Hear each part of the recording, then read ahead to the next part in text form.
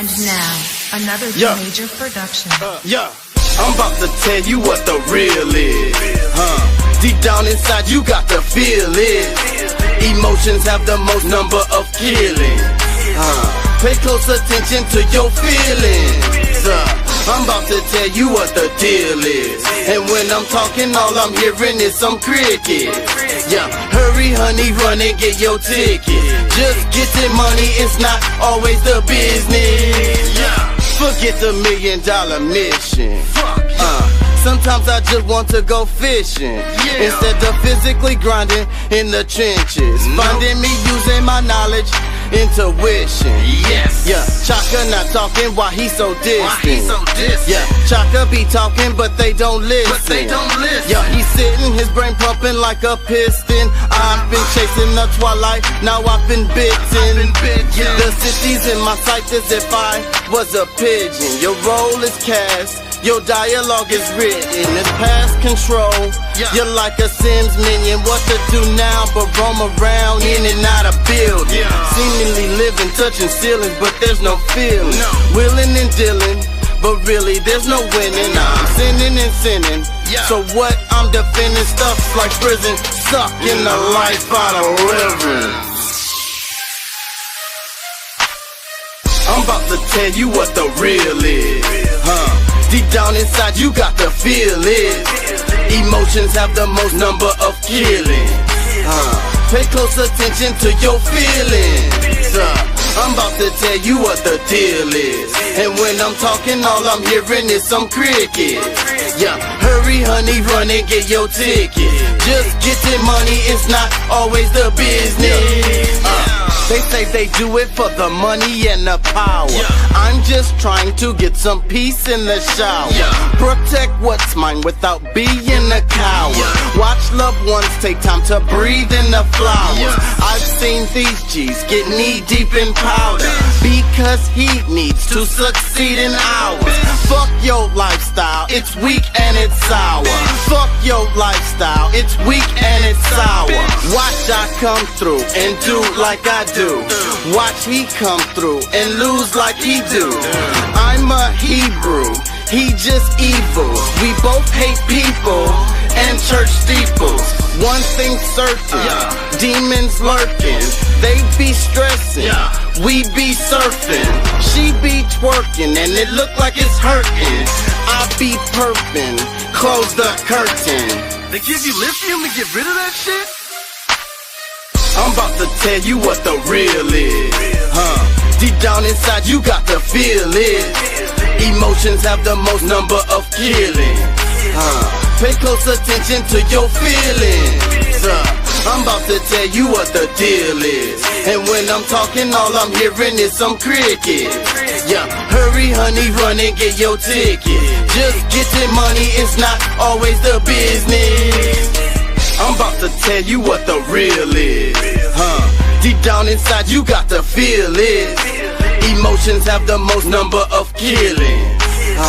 Pay close attention to your feelings. I'm about to tell you what the deal is. And when I'm talking, all I'm hearing is some crickets. Yeah, hurry honey, run and get your ticket. Just get the money, it's not always the business. Yeah, you boys think you real. What is real? Whatever it is, it's not you. For real. You know what I'm saying? KCE, we coming. It's the takeover, bitch. Y'all ain't ready. This is some whole new shit. For real.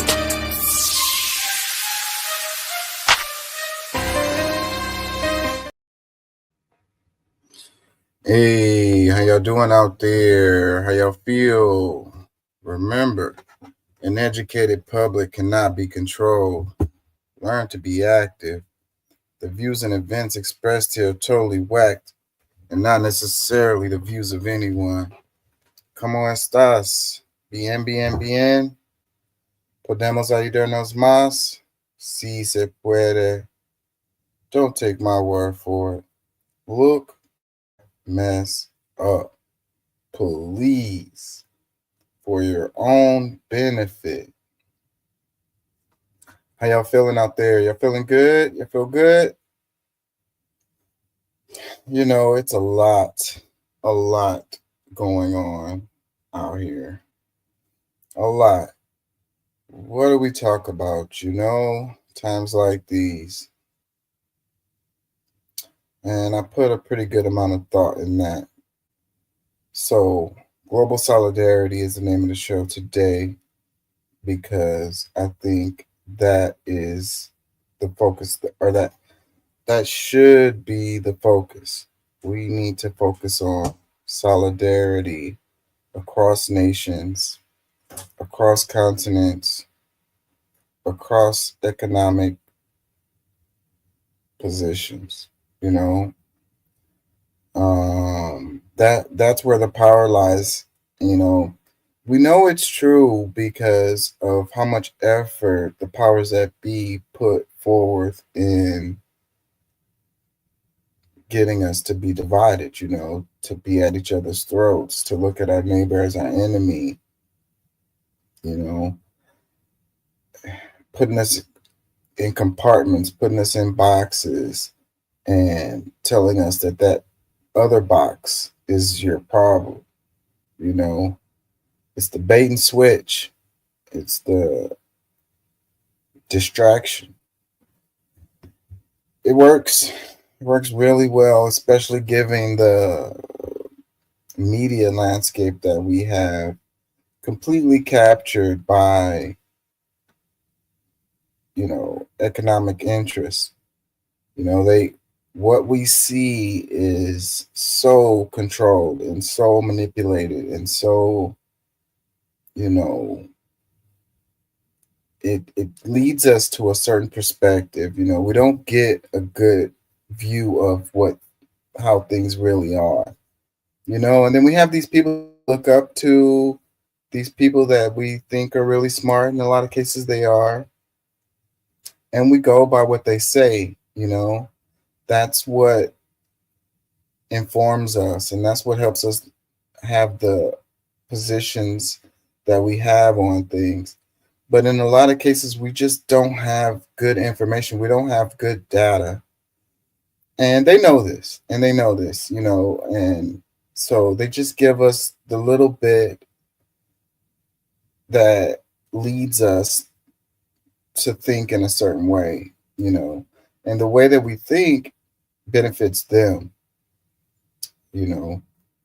So we have to take it upon ourselves to get the data, to get the information, to not be afraid to have perspectives that are different than what we think the mainstream views are. A lot of like people, you got the woke word that I really don't like to use, but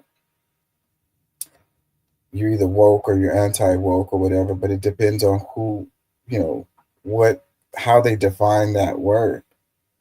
And you can feel like you're having the not mainstream perspective, and come to find out that you're actually having your anti-mainstream perspective is actually the mainstream perspective, or that's the perspective that they want you to have.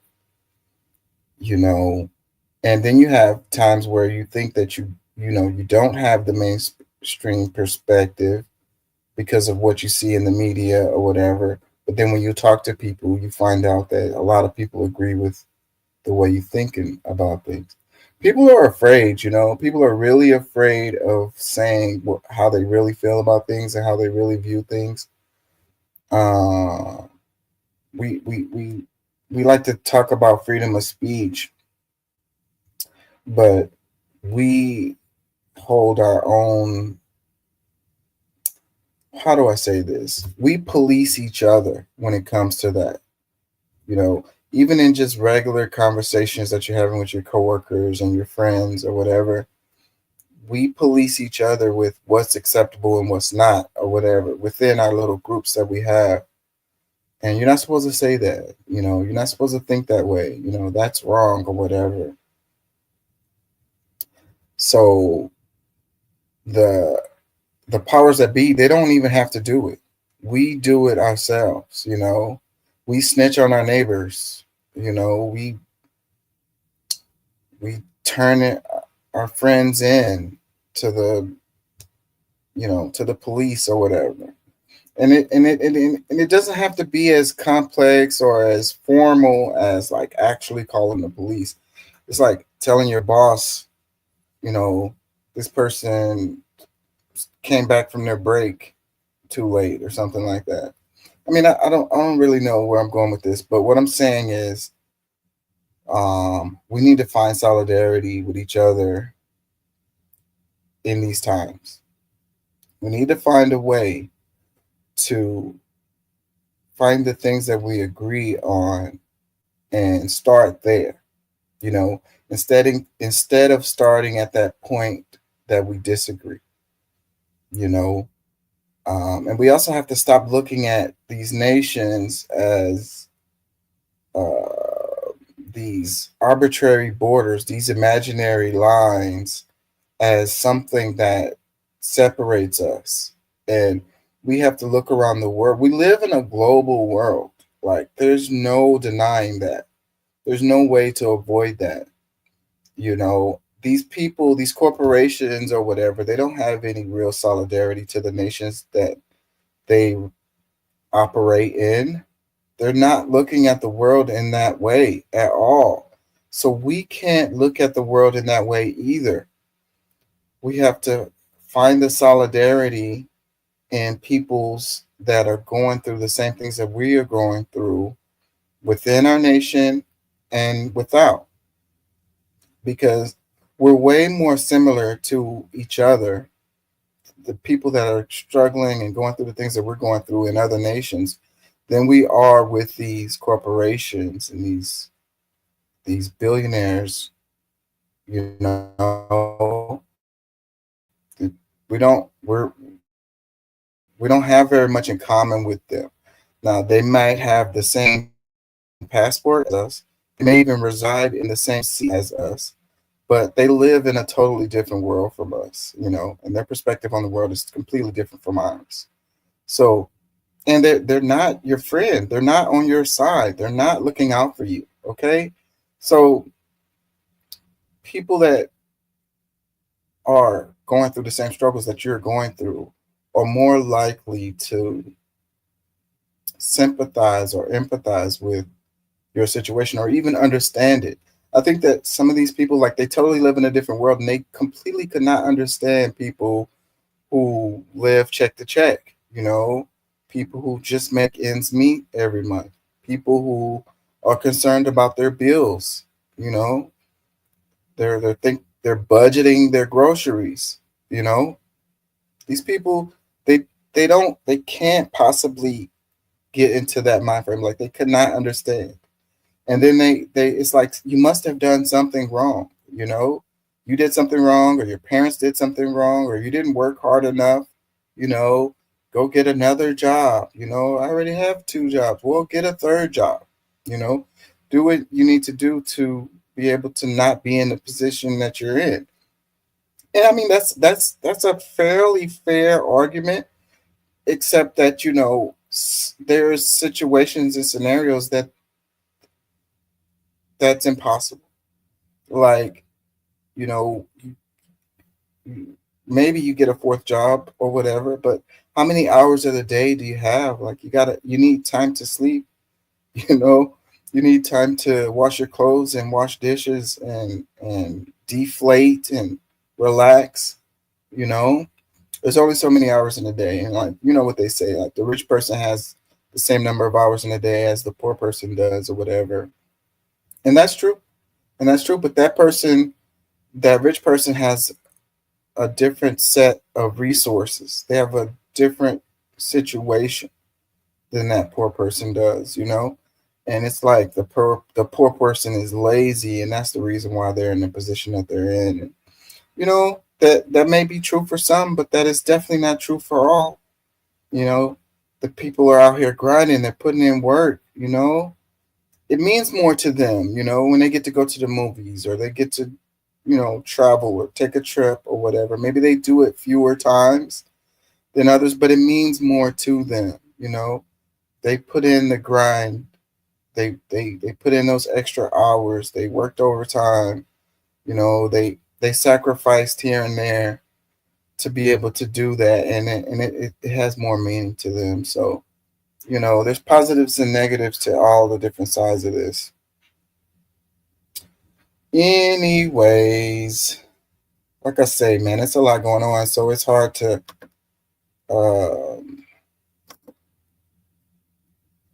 pinpoint something to focus on here.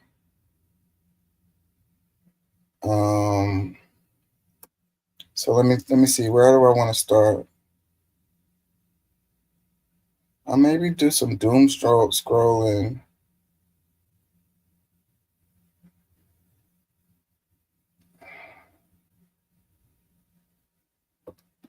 Let's do some doom scrolling to start off. I haven't been here in a while, and I apologize.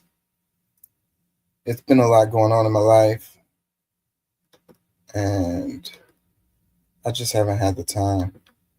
But I'm gonna try my best to do these shows. I think it gives me a certain amount of satisfaction, and it's like therapy.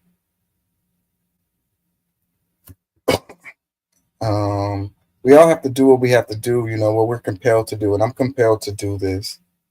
It doesn't make me any money. It costs me money to do this, so let's do a little doom scrolling here. Yeah, these people, they built a levee around their homes, and their house is the only one that didn't get flooded. That's pretty amazing.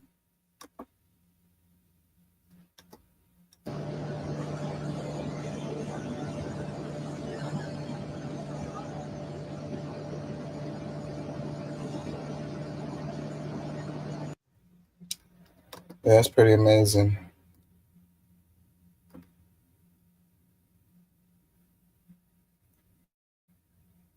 NIH cuts.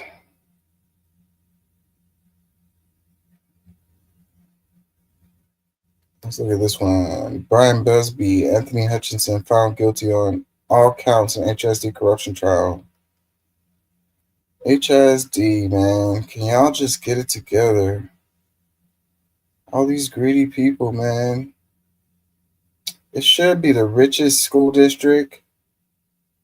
They should have the nicest schools in Texas in HSD. It's such a big school district. There's so much money coming in there. But you got all this corruption.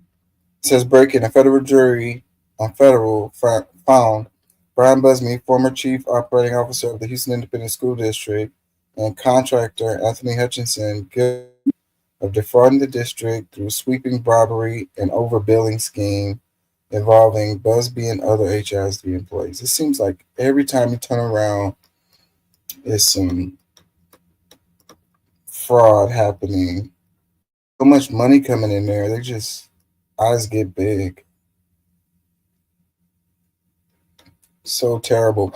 It seems like the worst people are the ones that end up being in charge, How does that happen?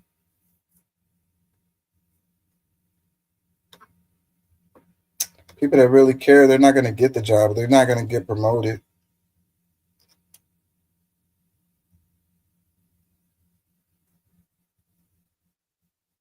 This has been making its rounds. They were talking about the dude was having margaritas. I don't see any margaritas on that table. It seems like he's dressed in regular clothes, though. It's like he wasn't really locked up. Like, that's the way it looks in this picture. What, did they give him his regular clothes back? How did he get out and have lunch with?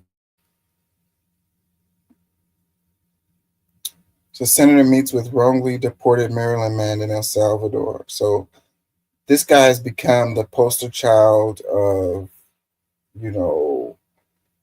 the immigration fight in the United States. So you have the people on the left defending them, and then you got the people on the right who's condemning them. So this guy is like the poster child for the argument against what Trump is doing, or for what Trump is doing related to immigration. It says Senator Chris Von Hollen of Maryland met in El Salvador with Kilmar Armando Abrego Garcia, the man who was wrongly deported by the Trump administration last month. They met hours after the senator said he had been denied access to the prison where Mr. Garcia has been held. Yeah, so then you got people that's making the argument he didn't have any due process, and then others are saying he did have due process.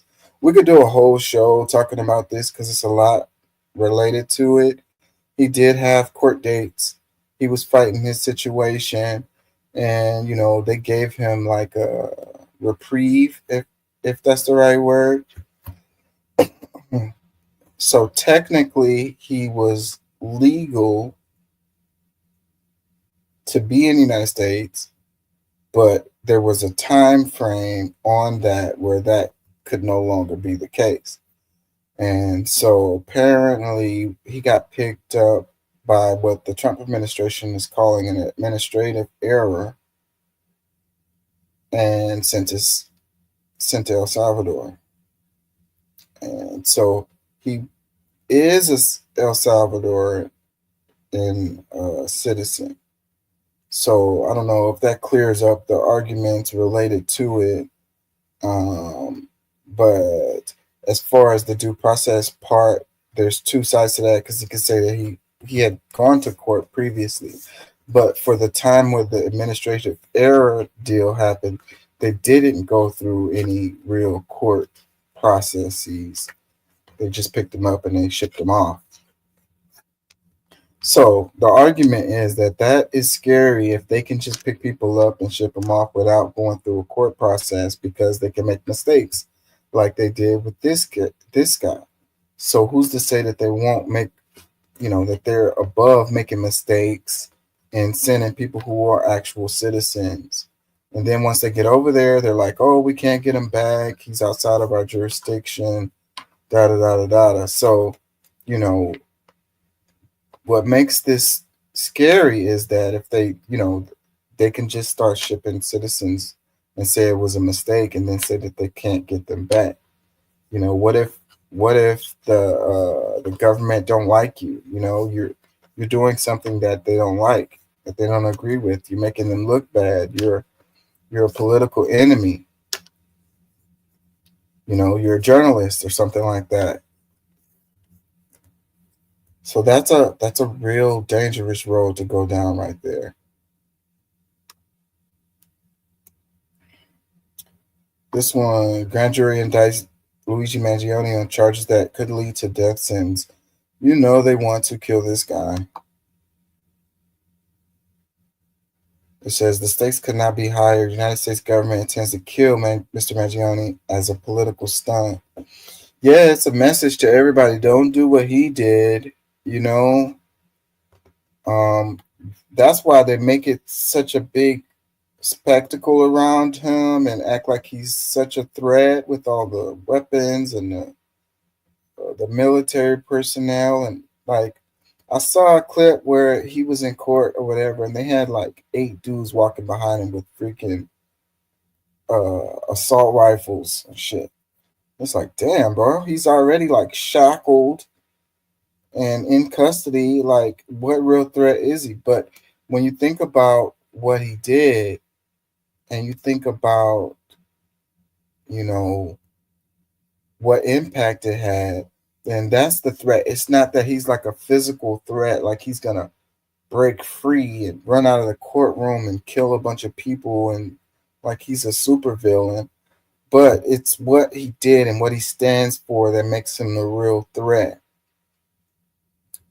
Because he was fighting the system, he took the fight straight to the system, and he did it the very thing that they don't want you to do. They want you to go through the motions. They want you to go through the proper process. They want you to protest outside of the building or whatever and hold hands and sing Kumbaya outside of United Healthcare's headquarters because that don't have any impact at all. A minor inconvenience, but business goes on. Everything goes on the same, you know. I do not subscribe to these protests. Now, I think that you should fight in multiple ways and multiple facets. And I think that some protests lead in a direction that can get, you know, an outcome that they're looking to do. But I think that mostly they don't. And it's more like a controlled opposition. I don't know if that's the right phrase, but it's more of like it's it's not going to accomplish its goal. So it burns your energy. You know, you use your energy, the energy that you have to fight against what you're trying to fight against, and make you feel like you accomplished something. And that's perfect for them. Burn up your energy. Go ahead, you know, protest, walk the streets, bang some pots.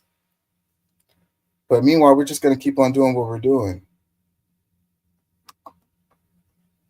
When you take it to the streets and make it personal. Now, I'm not trying to condone what this guy's doing because I don't want the FBI to come knocking on my door. So I'm going to say this was wrong, what Luigi Mandione did, killing the guy from United Healthcare. It was wrong, and I don't agree with it, okay? You know, but if you want to, you know, the system is violent, okay? People are dying. People die from, what is it? Deny, defend. What's the other one? You know, people are waiting for health care and then they die, you know, and the system is just set up for that to happen. They just don't want to pay out those insurance claims or those health care costs. You know, the administration is a video. I think I have it in my clip. I'm going to look for it, about how the administrative part of healthcare has exploded in the last like 30 to 40 years or whatever. And it's like, these are just middlemen. Like, they don't create anything at all. They're just in the way of they're in between the patient and the healthcare provider. Like, they don't do anything. And they're like the biggest part of everything. And that's where most of the money is going to. And if you really want to make it more economical, if you want to make it cheaper, then just get rid of that whole thing. Like, what do they exist for? What do they do? Like, they don't do anything really. Anyways, that gets me angry. Everybody needs healthcare. Everybody gets sick sometimes, you know. You pay in this damn thing every month. And then when it's time for you to use it, then they try to freaking find ways to not allow you to use it. Like, what kind of freaking system is that? You know, I think all the money should go into a pot. You pay it every month. The money goes into a pot. You need it. You withdraw it like that. If it costs more than what you have in there, then you need to cover that difference. You know, that's simple. Why it has to be so complicated?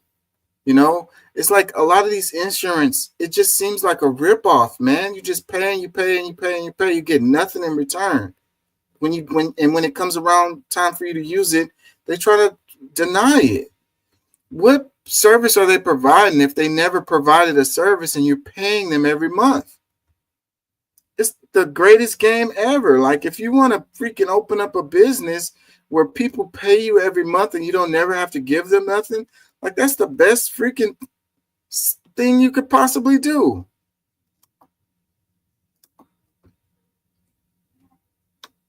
Anyways, this is the Kilmar Brago thing again. CCOT prison.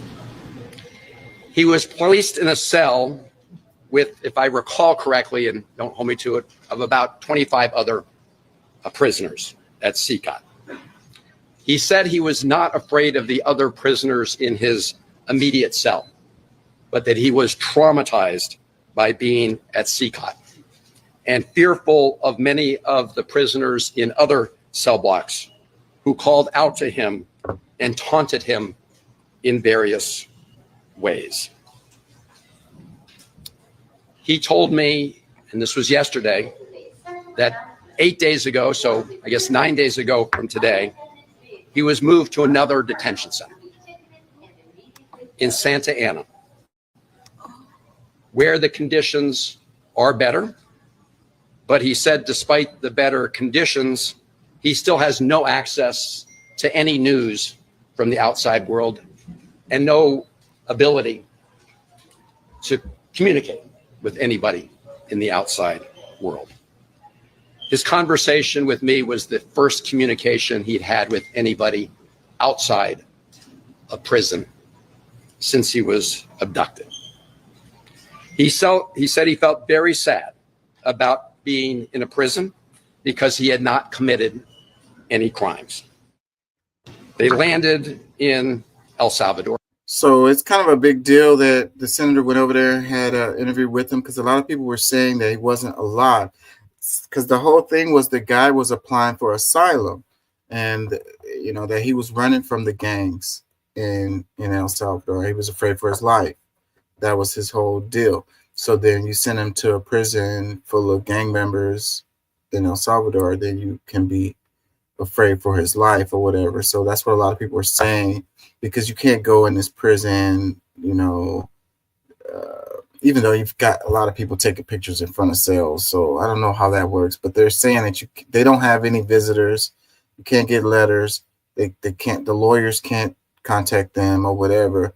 So then the people were saying that, well, how do we know he's even alive? So you can't say that he's not alive.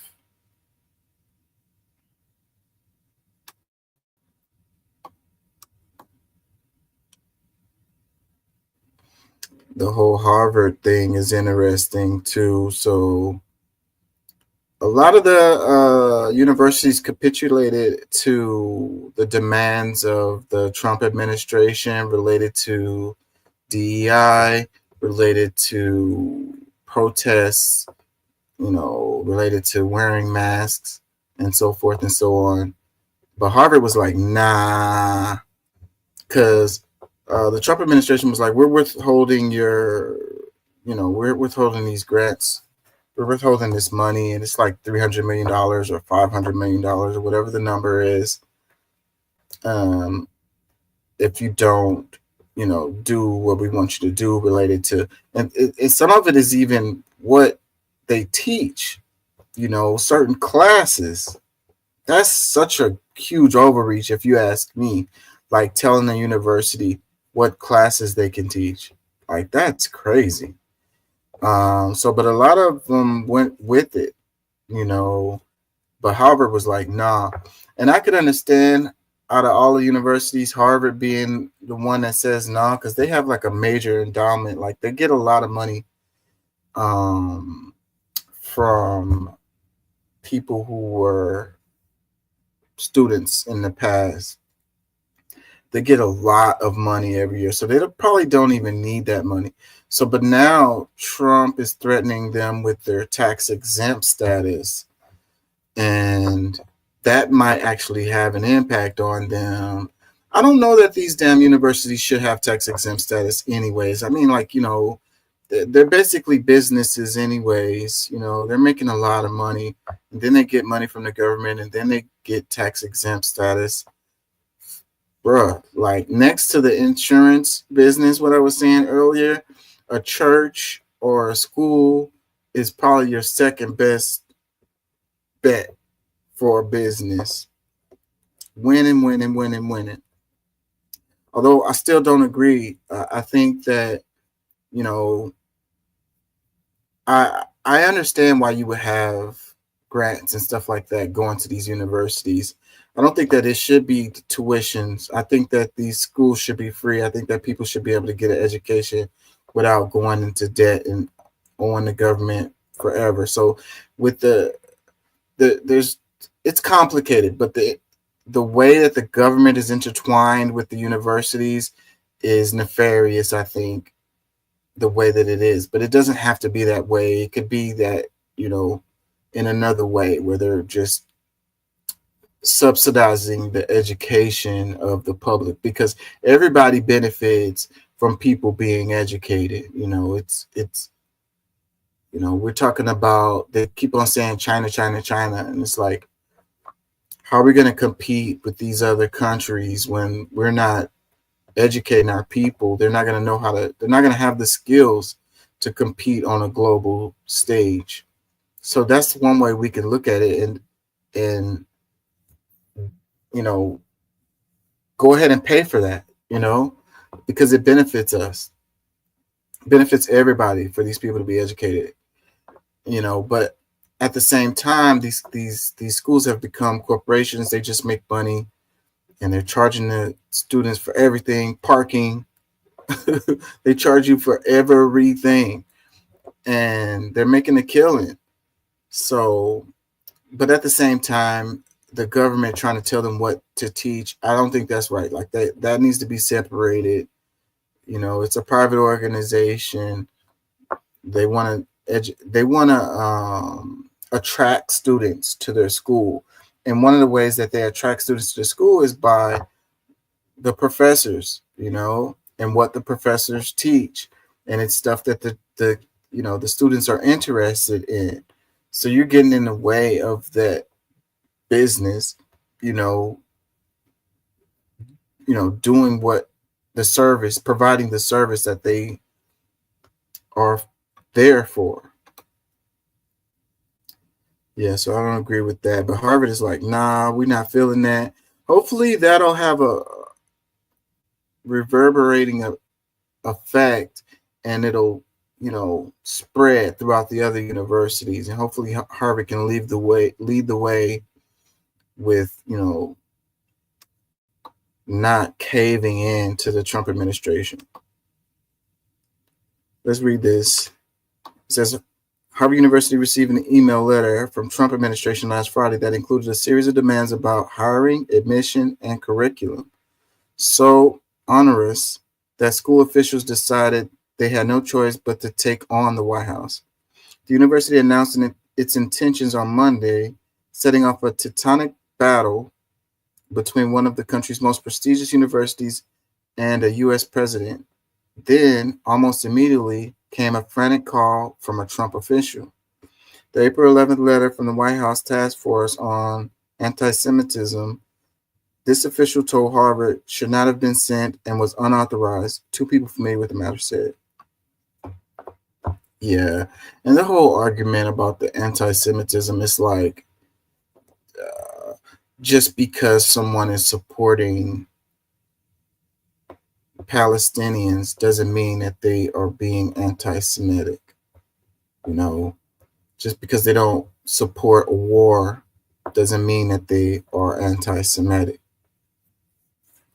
It's one of those conflations that they have been doing for the longest. And people love to simplify things and, you know, make it one side or the other, black or white. But in real life, things aren't that. You know, you have to get in the weeds and you have to dig through the details to really understand what the hell is going on. And people just don't want to take the time for it. And then they also just go by what these officials say. It's like, oh, they're being anti-Semitic. Oh, okay. Then lock them up. You know, beat them. Deport them.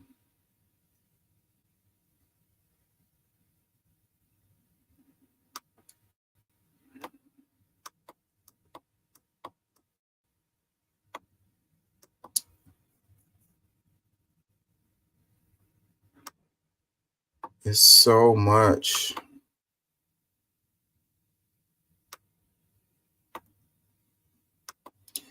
I wonder, did y'all see all the videos with the China stuff and the people being able to sell the China folks directly to the United States or directly to other countries where you can kind of supersede the process and at bottom prices? And then people were all like, you know, it's cheap products that are low quality products from China, but those videos floating around is letting people know that that's not necessarily the case. And all of these brands are, you know, saying that they were made in Italy or whatever, really made in China, and they just sent them to Italy to slap on their label, but it's the same products.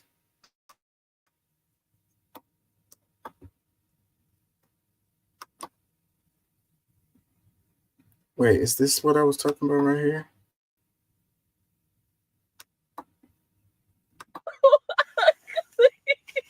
Oh my god, okay.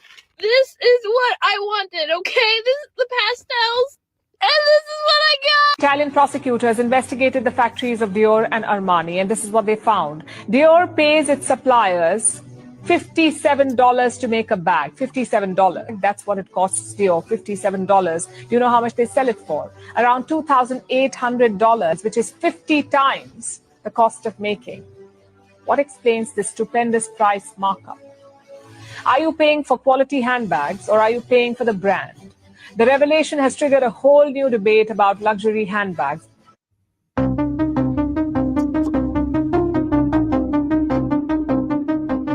So yeah, I think that people knew that they're paying for the name, you know, with these luxury brands, you know, the label. I think that people were aware, but I don't think that people were aware how much the markup was, and that a lot of the stuff is made in China, and that China actually makes high quality stuff. So that's the revelation, I think. And also, I don't think that people knew that you could just order some of this stuff directly from China and get the same quality that you get from the luxury brand. And it may not have the logo on it, but it's the same bag, the same product, which is going to have an impact on, you know, the market. So, you know, Trump is playing hardball with the tariffs with China, and China is playing hardball back. So who will win? You know, we'll see. But when the truth comes out, all this information, all this data comes out, and then the people can make their decisions, then that's what's going to let you know who wins. Because there's ways around everything. There's ways around tariffs. You know, you can get the product shipped to another country from China and then get it shipped here from that other country and still win as far as your prices, especially if you're getting it directly from the producers. There's no middleman. And still be able to make a profit, because, you know, what a lot of people don't, you know, it's a lot of small businesses. That's what these tariffs are going to hurt the most. Like these big companies, these big corporations, they're going to have the money to cover the cost, or they'll just pass it on to the consumer. But these small businesses, you know, they're going to lose all of their clientele if they raise their prices. So a lot of them will probably have to eat those costs, or they're going to lose all their people. So that's who the tariffs are going to hurt the most, is these small businesses. A lot of people, you know, they order stuff and they sell stuff. So, but like I say, there's ways around it. Get it shipped to another country and then shipped over here.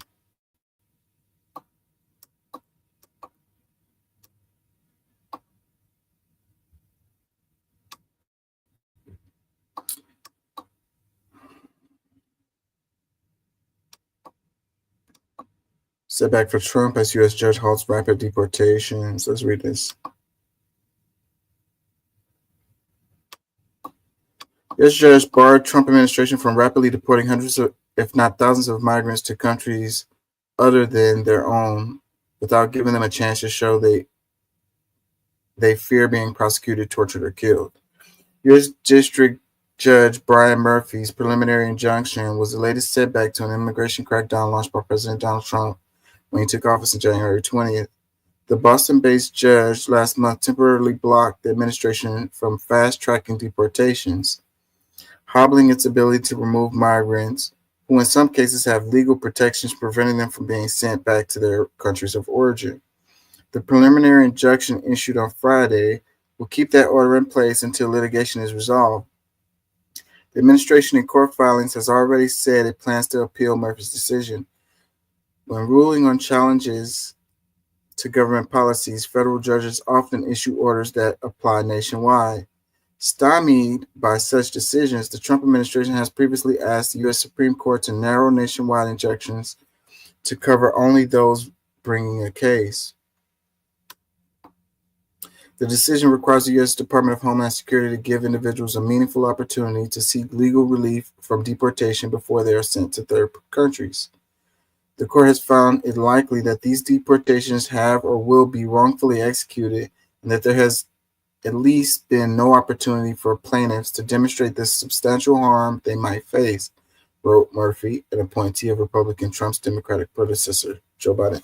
So, yeah, the big argument with this is related to due process. You know, the people seeking asylum who have genuine asylum claims. So the United States has a policy that allows people to seek asylum. So if you don't want people to be able to seek asylum in the United States, then you need to change that policy, change those laws related to that, you know. Otherwise, then you need to go through the process, because these are the laws, these are the policies that you have set up. It has nothing to do with the other countries. So, you know, a person is going to get murdered in their country and they have proof that that's the case, and they want to come here and escape that. Like it could be a war or something. And, you know, the United States has a policy to go through a procedure to verify that that's true and allow them asylum.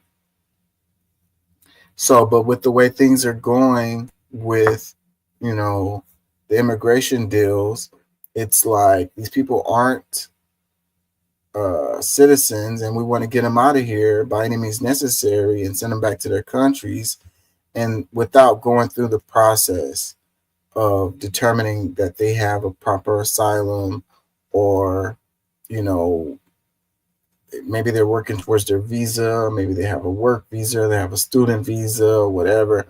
So with the students, it's like they're revoking the student visas of students who protest and stuff like that. Like they're finding all different kinds of ways to be able to just, you know, deport these people.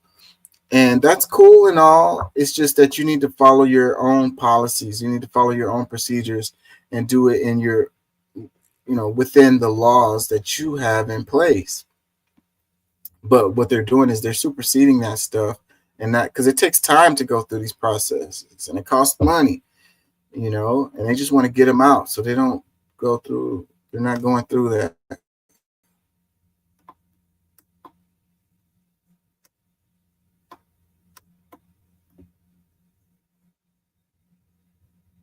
So the United States is not the only ones that's on this immigration deal. And you know, I was watching a movie just now on HBO, and it was talking about how, like, you talk about the spread of democracy, then you talk about the spread of authoritarianism, and you talk about, like, dictators and, you know, the direction of the world, you know, the way that governments are doing their thing, and there's a certain trend that's happening across the world. Anyways, I want to be careful about how I say those things. And when I think about China and how they be talking about communism or whatever, and then it's like, where are you on that? Like, what constitutes a communist country, you know? And you can't have it both ways. Anyways, I'm gonna come back to that.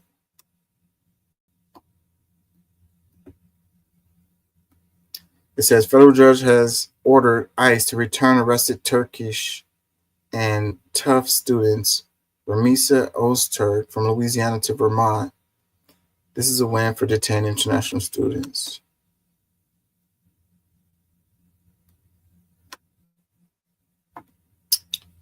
Let's go to these.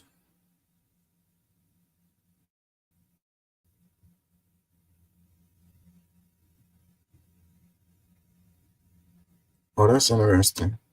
Ibrahim Traore bans same-sex marriage in Burkina Faso. Offenders will face legal action for violating African culture. That's interesting. He was like, man, this ain't a democracy. And that goes with what I was saying too about the trend.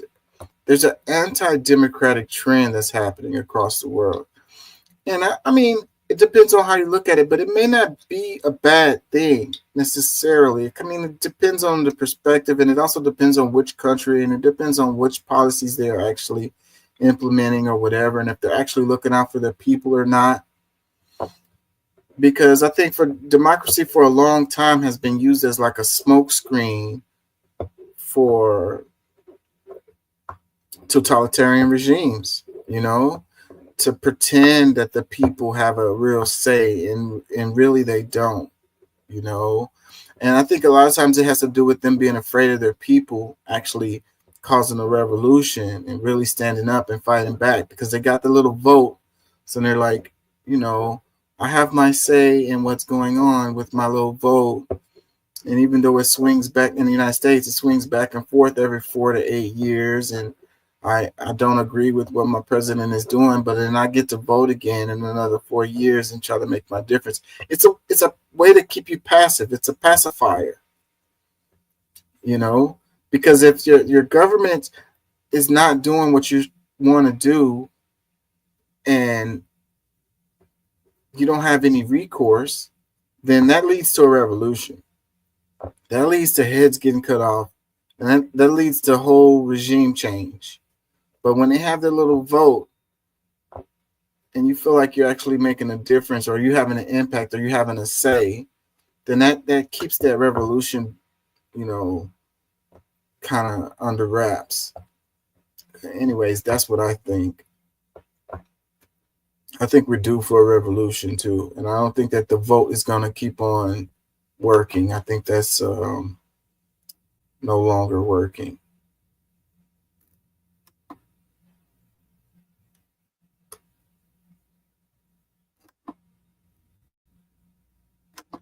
And there was a wisdom in what Richard Nixon said approximately 40, 50 years ago.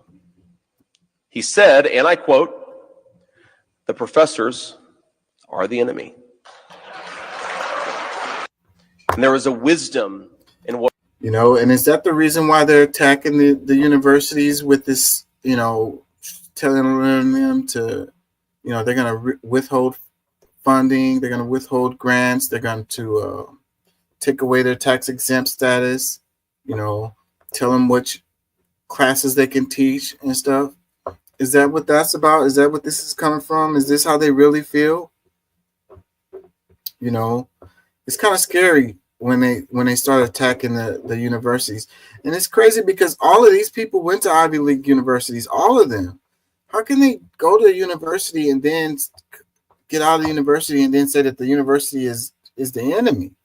Why'd you go there? You got degrees from these same universities that you're saying is the enemy. And, you know, the arguments these people are having is telling people that they shouldn't go to school. That's another thing that's killing me. It's like a degree isn't worth anything. But all of y'all got degrees. And all of y'all are telling y'all kids to go get degrees. Y'all forcing them to go to school and get degrees. But then you telling us that degrees aren't worth anything? What's going on with that? Look, top comment, it says the guy who went to Harvard Law School.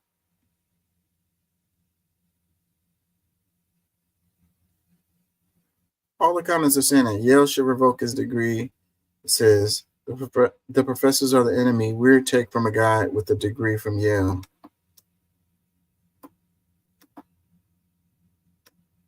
What is it? What are they up to? What the hell? I don't get it.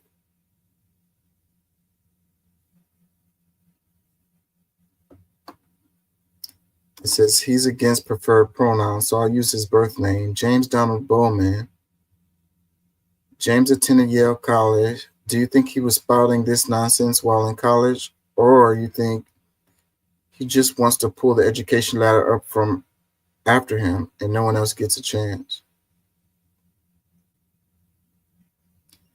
Comment, it says, I'm a professor and can feel this shift. It's heartbreaking and terrifying.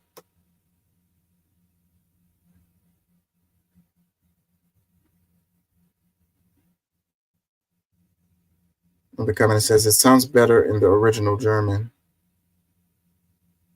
Another comment that says, cool, bro, is quoting the checks notes, most disgraced president in U.S. history. Another comment that says, the enemy of fascism is an educated public. Yeah, any kind of totalitarian government or any power that's against the people, education is the answer. Like, education is the answer for everything. You know, they want an uneducated people so they can control them. But in the long term, like, is that really good? You know, what's going to happen in the future when we can't compete with other countries? You know, when we don't have the skills, we're going to become what was the comment he made talking about the Chinese serfs or whatever? That's what we're going to become in the future. We're going to become the serfs to the rest of the world because we won't have the skills to do the jobs. We're going to be doing labor.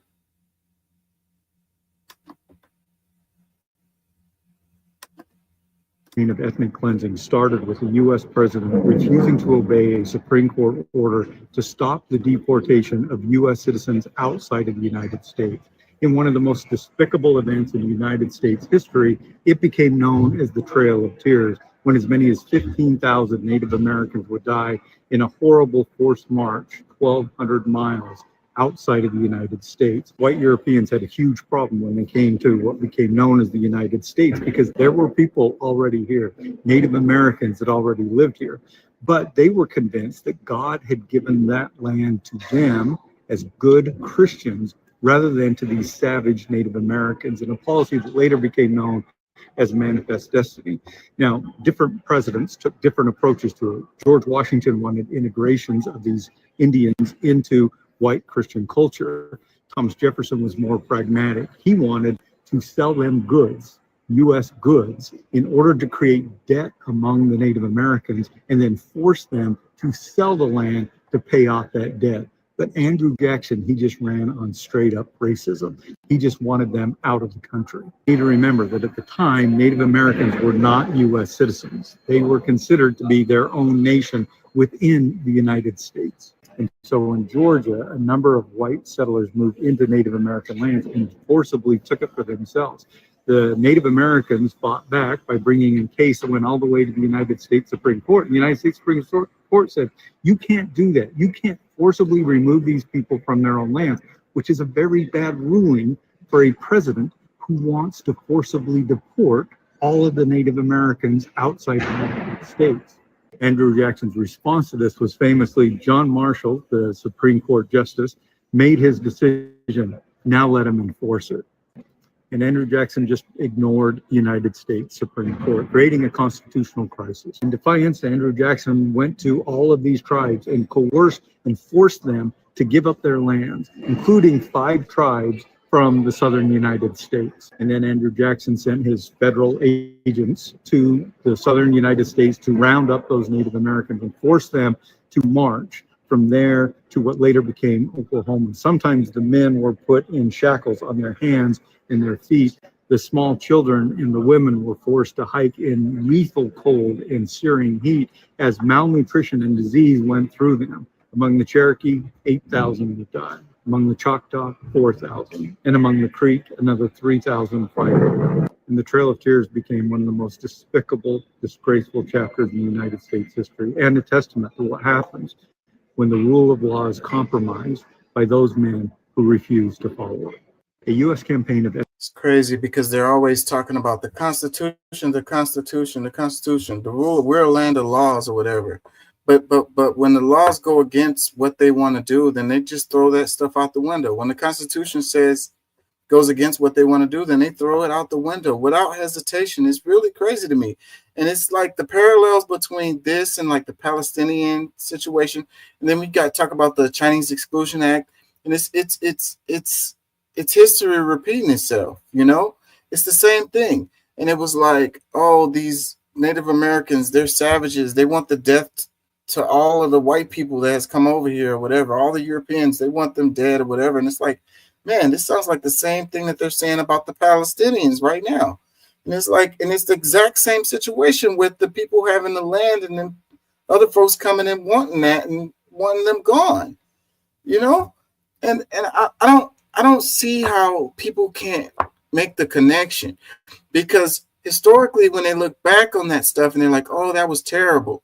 But then when it's happening now, then they make excuses for it. You know, what do you think they're going to say in the future about this situation related to the Palestinians? They're going to talk about it the same way that they talked about the Trail of Tears. You know, the Chinese Exclusion Act.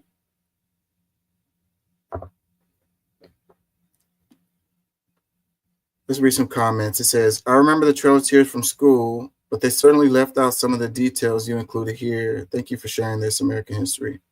Another one, love how people are hearing this story and immediately saying it's nothing like what's happening, yet there must have been enough similarity for them to mention it. Let's read some more comments on this. Are there any more? Limited comments? Oh, wait, here we go.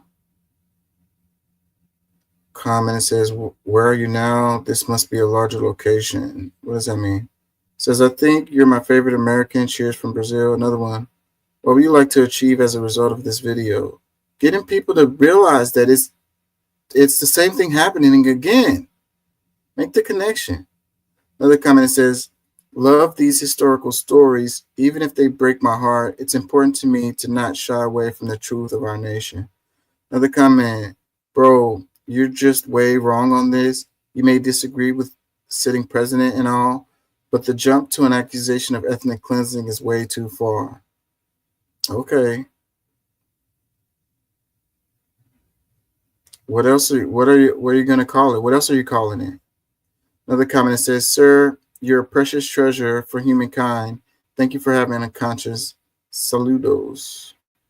Another one, I love your content. Thanks for sharing. God bless and keep you. As someone from Alabama and of Cherokee mixed blood, this is a story I'm familiar with. Thank you for your video. Another one, I love these history videos you post. It's important to understand that both amazing and horrible things have happened in our nation and the world's past. That's the thing, you know. United States, they've done some cool things. They've done some great things historically, but they've also done some horrible things, you know? And it's okay as far as moving forward. You know, you want to celebrate the great things that you did, and you want to correct the horrible ones that you did, you know, and move forward as a better nation. You know, that's all we can do. It's like we're human, we make mistakes, right? But we gotta admit those mistakes that we did. We gotta be truthful to ourselves and say that I messed up, so that you can be better in the future. If you can't admit that you did something wrong, then you're gonna keep on doing that thing that you're doing wrong, and it's gonna have those detrimental consequences. Another comment says, these comments are hilarious, guys. If you are the ones drawing a comparison to a particular person who you feel needs defending, it's not the storyteller that's at fault. It's the person you're defending. The fact that a European can instantly draw a parallel is pretty telling, and that person shouldn't be defended, but rather vilified in the discussion. Yeah, if you feel triggered, then you need to look at yourself and examine, why do you feel triggered? What's driving that? Freedom of association, you have to repeal the Civil Rights Act, because that is in literally fighting against the Constitution. The two cannot exist at the same time. Barry Goldwater even talked about that back, when this was a thing. He was talking about how the civil rights regime was going to be built out. It would end freedom of association. And ultimately, what has it given white people? No rights. It's given political prisoners, thought crimes, censorship, banning. And now we can't have our own spaces, but they can have their own black everything and be in all our white spaces. All of this because they couldn't all of this because they couldn't drink in the same water fountain or use the same toilet. Was it really that big of a deal to have true freedom of association? Man, this is where we are. Civil rights is invading on white people's rights. Let's read some comments. It says, Harpo, who is this woman? Unfortunately, this isn't a movie. White nationalist Lena Lockteff says we have to repeal the Civil Rights Act to stop black people from invading our white spaces. All of this because they couldn't drink from the same water fountain or use the same toilet. Was it really that big a deal?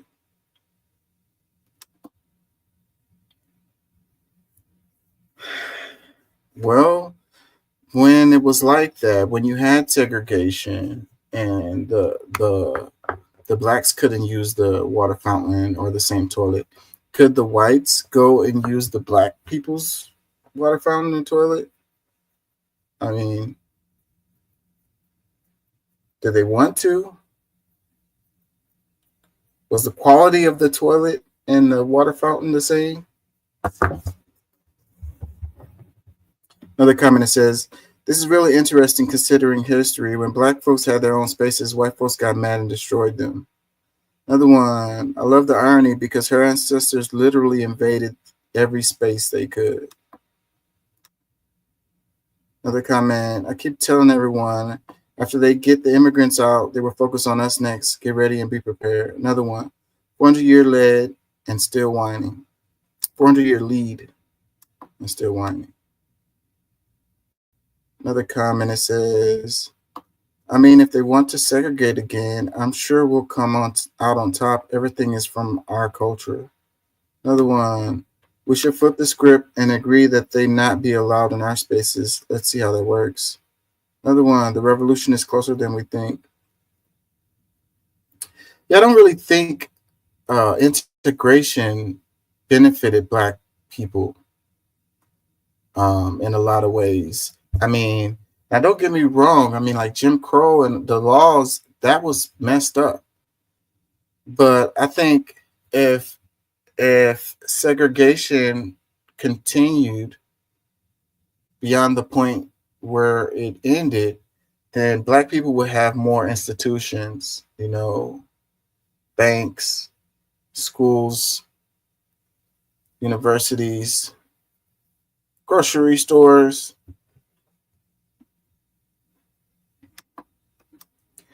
Which they don't really have today. Another comment that says, you know how crazy it is for a white woman to say repeal the Civil Rights Act as arguably the greatest beneficiary of it. There's some truth to that. Another comment, do it, do it. Don't spend your black dollars in any white spaces. Another comment, it says, hold on, y'all. Can't get it to scroll. Whatever, I'm gonna move on.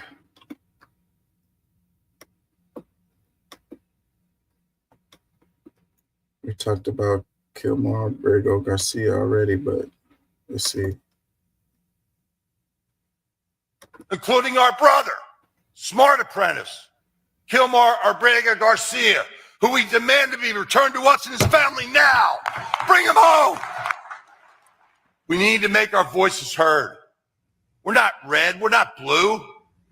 We're the building trades, the backbone of America. We built a $5 billion. You want to build a $5 billion data center? Want more six-figure careers with healthcare retirement and no college debt? You don't call Elon Musk. You call us. North America's building trades unions. And yeah, that means all of us, including our brother, Smart Apprentice, Kilmar Abrego Garcia, who we demand to be returned to us and his family now. Yeah, so that's the union people talking. So yeah, like, so with Trump saying that he's, you know, trying to bring manufacturing jobs back, he's trying to, you know, look out for the working man in the United States. With the stuff that he's doing, it doesn't seem how like that's what he's trying to accomplish, because that's not what's happening. You know, how are you going to say you're trying to help the working man, you're trying to create more jobs, and you're firing people left and right? You know, you're not support, you're union busting. You know, what made those manufacturing jobs so good for people was the unions, and was, you know, that these corporations had to pay these people. I really don't see it as the stuff that he's doing is actually benefiting people. I don't know how you could say that and you're losing all these jobs. Like the middle class, government jobs is a tool for a lot of people to move into the middle class. You know, stable jobs, high paying jobs. You know, there's another part of this. Those government jobs, you have to have degrees to get those jobs, right? And those manufacturing jobs, you don't necessarily have to have degrees to get those jobs. So there's also like an attack on certain groups. If I'm not articulating this correctly, but it's like, and it's a lot of black and brown people who work in the government too. You know, you have to have those credentials to get those jobs.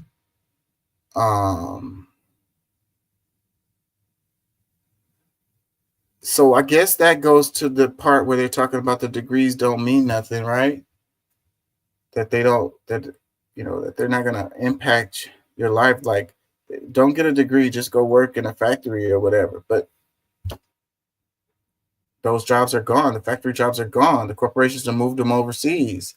You know, and I get what Trump is trying to do as far as theoretically. I think that he's right and wrong at the same time. I think he's right about, you know, making the tariffs to try to get more manufacturing here in the United States. I think he's wrong in the way that he's doing it. And he's also wrong in the timing, because we got AI, we got these robots. If they did bring the manufacturing back to the United States, then it wouldn't bring in a lot of jobs, because they're just it's gonna be machines that's gonna be doing the work. You know, and I think that people forget that a lot of these manufacturing jobs weren't all good. A lot of them sucked really bad. You know, people got hurt. People worked in really bad conditions. People had short lifespans. They hired children. You know, so it's like, okay, you don't have to. You could have made it into the middle class without having a degree, by going, you know, by getting a job in manufacturing and just kind of developing a skill, like being taught a specific skill that can be used in this factory. But how translatable were those skills into other industries, you know, versus getting those degrees, versus having those credentials that got you those government jobs, you know? And back when they had the recession, and who was it? Franklin Delano Roosevelt, was it him? And he created all of these government jobs, and it helped bring all these people out of poverty. You know, what other position should the government take other than, you know, providing jobs for the people, helping the people? You know, if the private sector doesn't work. So then they're pushing all of these people out of the government sector into the private sector, and putting more pressure on, you know, on the job market to provide for people, which is overall going to have a downward pressure on wages, because there's so much competition. There's going to be somebody that's going to be willing to do that job for less, because they're more desperate. So the corporations win out of this, not the workers.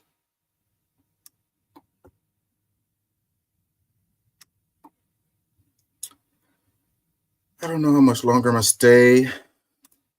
Gotta work in the morning.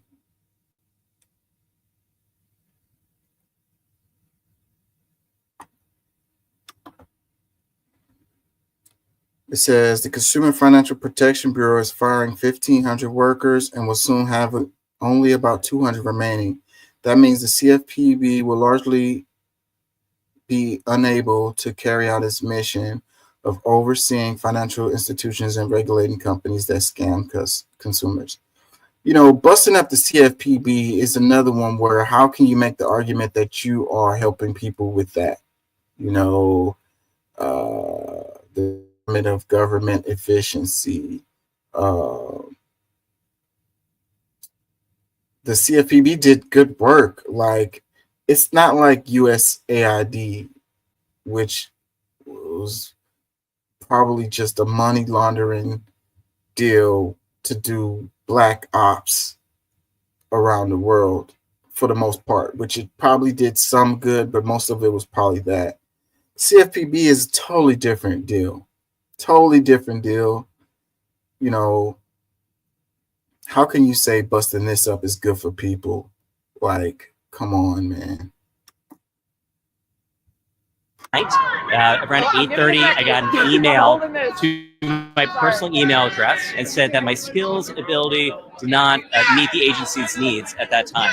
And that was it. And after I was locked out of my computer, locked out of my work phone, and at that point, no longer employed by the CFPB. And what really, I think, upsets me more than anything else is that all the consumers I've spent my career defending are being left undefended at this moment. The worst companies that Elon Musk runs, will be able to take advantage of them and commit all sorts of financial abuse and crimes. I worked in legal services for about a dozen years, protecting low-income New Yorkers. I was excited to go to the CFPB to have a bigger impact to protect consumers, protect homeowners, protect student borrowers. And when I was fired, I couldn't do that.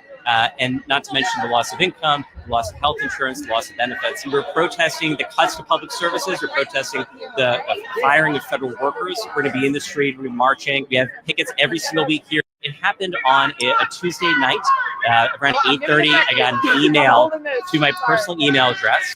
Yeah, so these people really trying to do stuff that actually helps people.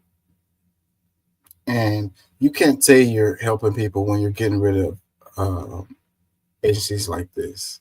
You know, who is gonna advocate for these people when you have like a major corporation who's screwing over people? What avenue do they have to defend themselves? What avenue do they have to fight back?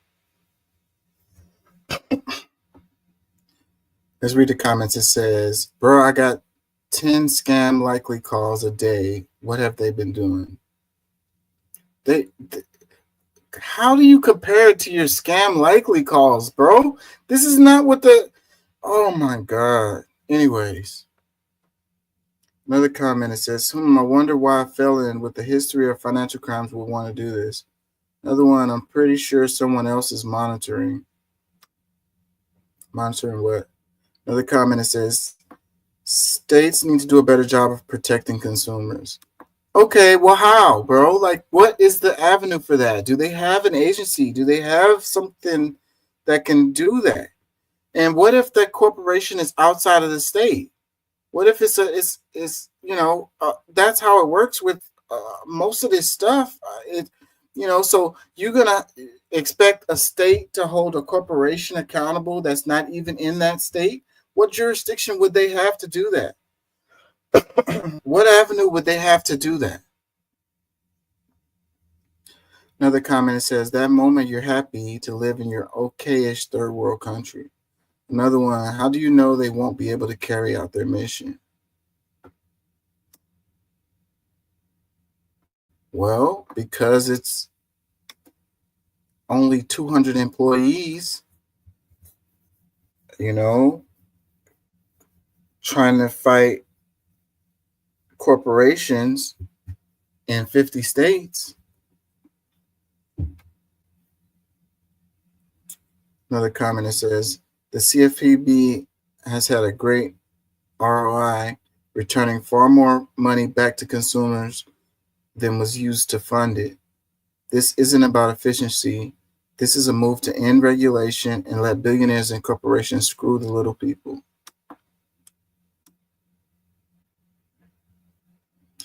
Another comment that says it's open season on working class here now. Another one. This is in defiance of court orders to restore the CFPB. Another comment. We have the right to sue or complain against companies that take advantage of the citizens that use their services.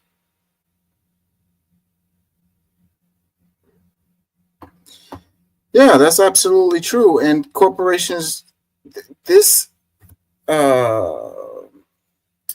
CFPB was a way for you to do that. Another comment says, I always said that sure, it was an act of Congress to create CFPB.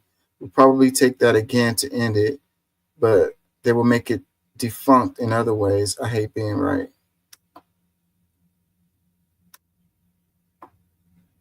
Can't believe you people who defend, it's an organization that's created to protect you and to help you, and you don't want that? What is your argument against that? So crazy. Another comment says, you have to remember billionaires and corrupt CEOs are above the law. Only poor people are subject to the law. Now drink your Kool-Aid and be quiet. Another comment says, don't get rid of it outright. Just make it non-functional.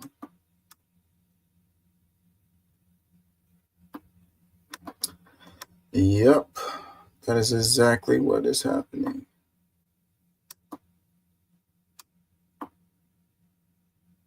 That should make you angry no matter what side you're on.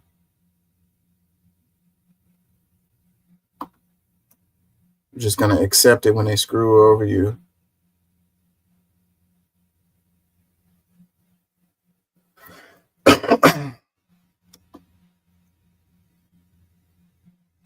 I got like a cold, I'm fighting.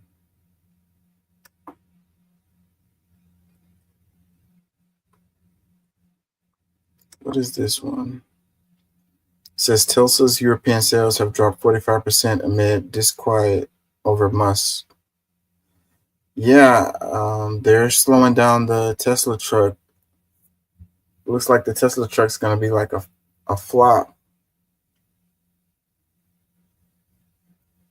I don't know if that's related to what they're saying here, but I was reading about it. They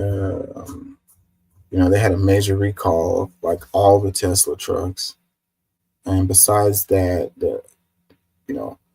they said they had 1 million pre-orders of Tesla trucks, and it turned out to not be true. They only sold like 200,000, 300,000, something like that. And so they're scaling down their production like dramatically. Erdogan, current president of Turkey, locked up his opponent, Istanbul mayor Ekrem İmamoğlu, and people have been taken to the streets.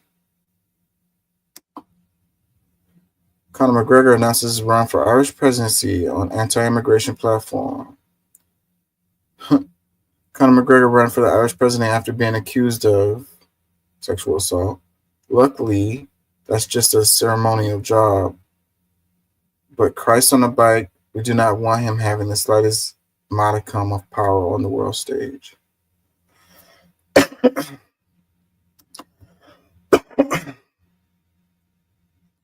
The leader of the submajority region of Bosnia is defying arrest, violating the constitution, and threatening to raise an army. He's a separatist. The arrest warrant for him has not been executed because local police in his region would likely protect him. He has also been sentenced to jail and banned from politics, but he remains in power.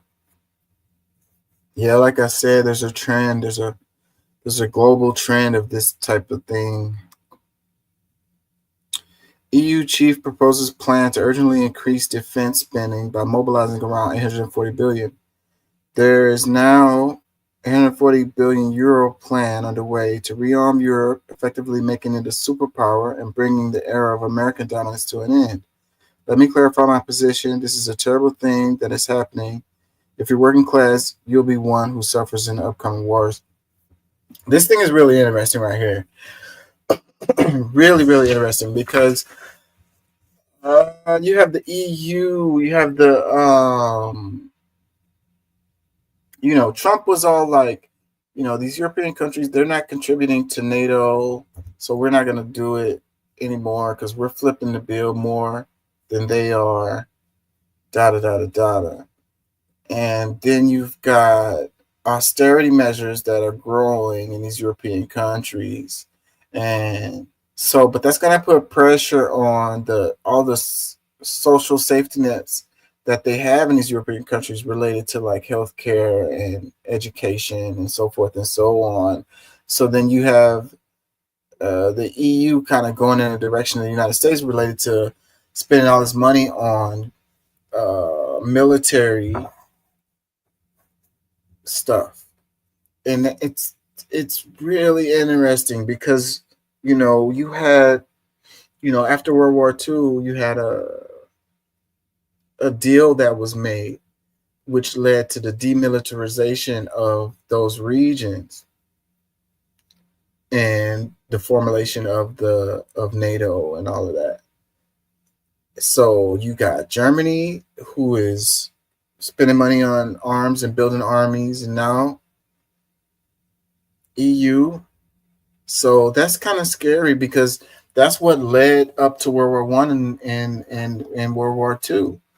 And a lot of times these, historically, these countries don't get along, And so if they've got weapons and they don't get along and they get into it with each other and they fight and it spreads, this isn't good for business. I mean, it might be good for the military industrial complex, but stability is how you make money, That's how people make investments. That's how people build businesses. That's how they build trade. War is not good for business. And it's not good for the people either, because if they're spending their money on weapons instead of, they're going to have to be looking for money to cover the education and cover the healthcare costs. You can't have both. Serbia has been protesting for more than 4 months after the roof of a railway station in Novi Sad complex on November 1st, killing 16 people. Students have barricaded universities around the country, and schools have not been operating during this time. Yeah, this has been a big story. In France, the Prime Minister has lied about his knowledge and cover-up of violence and pedophilia scandal at a private Catholic school. He's in trouble. Australia is about to have an election in the next month, and it's literally a Republican versus a Democrat election. Round 2, Electric Boogaloo, our conservative called the Liberal Party, has started using Trumpist rhetoric in its press conferences, while a liberal left called Labour Party is promising an increasing health care funding. Yeah, you can get people to vote against their interests if you say, look over here. It says, let's not forget the IF metal strike against Tesla in Sweden, which began in October 27, 2023, and has become one of the largest labor conflicts in Swedish history. The strike began because Tesla refused to sign a collective agreement with the union. Yeah, I remember that. And Sweden, they're like, man, we take care of our people over here. So, if you don't want to do that, then you can leave. I really like the solidarity that those people over there have with each other.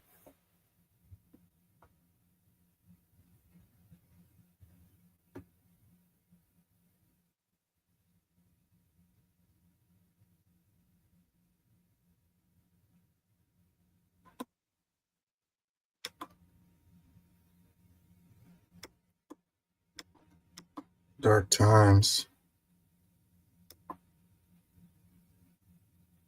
The American hillbilly versus China's so-called peasants. It all started with this. And to make it a little bit more crystal clear, we borrow money from Chinese peasants to buy the things those Chinese peasants manufacture. From Chinese peasants. Vance's Chinese peasants comment reaching Beijing within hours.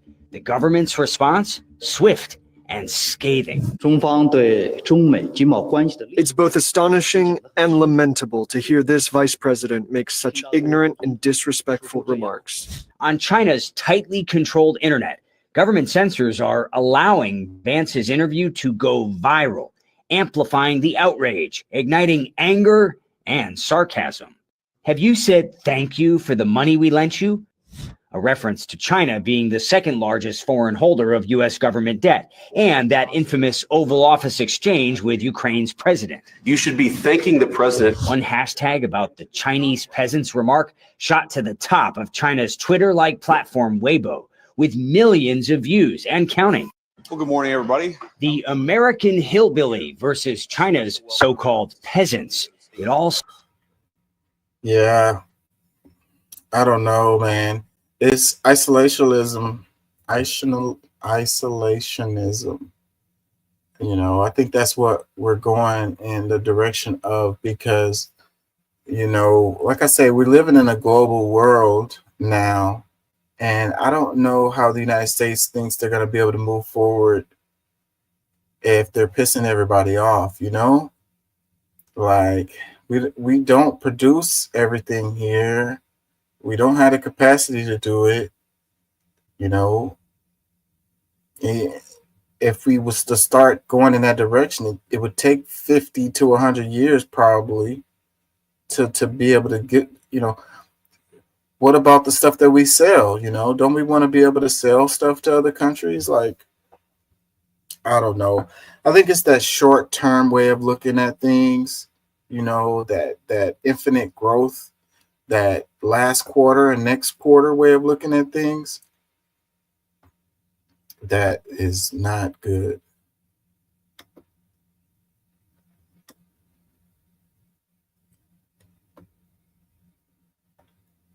The school vouchers got approved.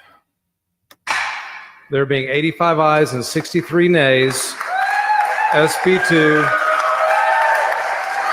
is passed to engrossment. In an 85 to 63 vote, the Texas House voted overnight to move forward with school vouchers. Let's go live to ABC 13's Chaz Miller. Chaz, good morning.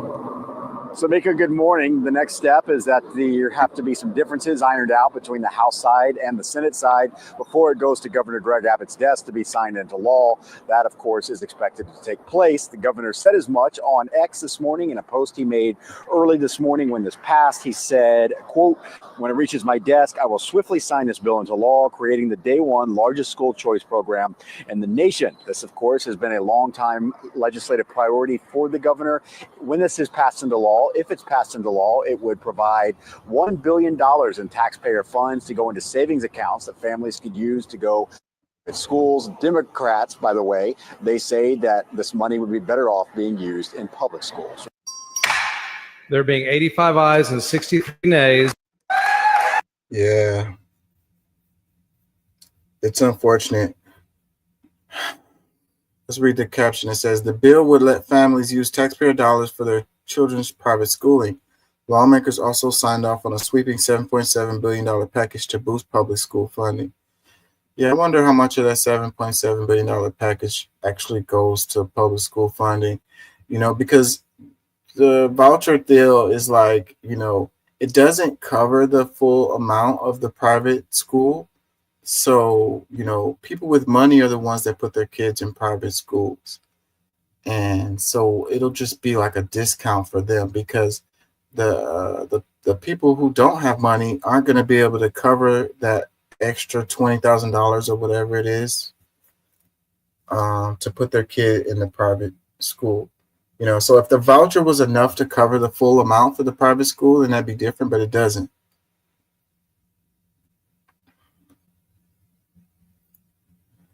Comments, it says, I'm so confused. Why do private schools need vouchers? The private school doesn't need vouchers. It's the parents who are going to get a discount on sending their kids to private school, which will benefit people who are already wealthy. And what it's really doing is deferring funds from public schools to private schools. You know, which is crazy because the private schools, you know, they control their curriculum. They could do whatever they want, and they could admit whoever they want and send away whoever they want. You know, they could tell you no, you know, and it's not like that for public schools. You know, public schools curriculums are controlled and they have to let everyone in. So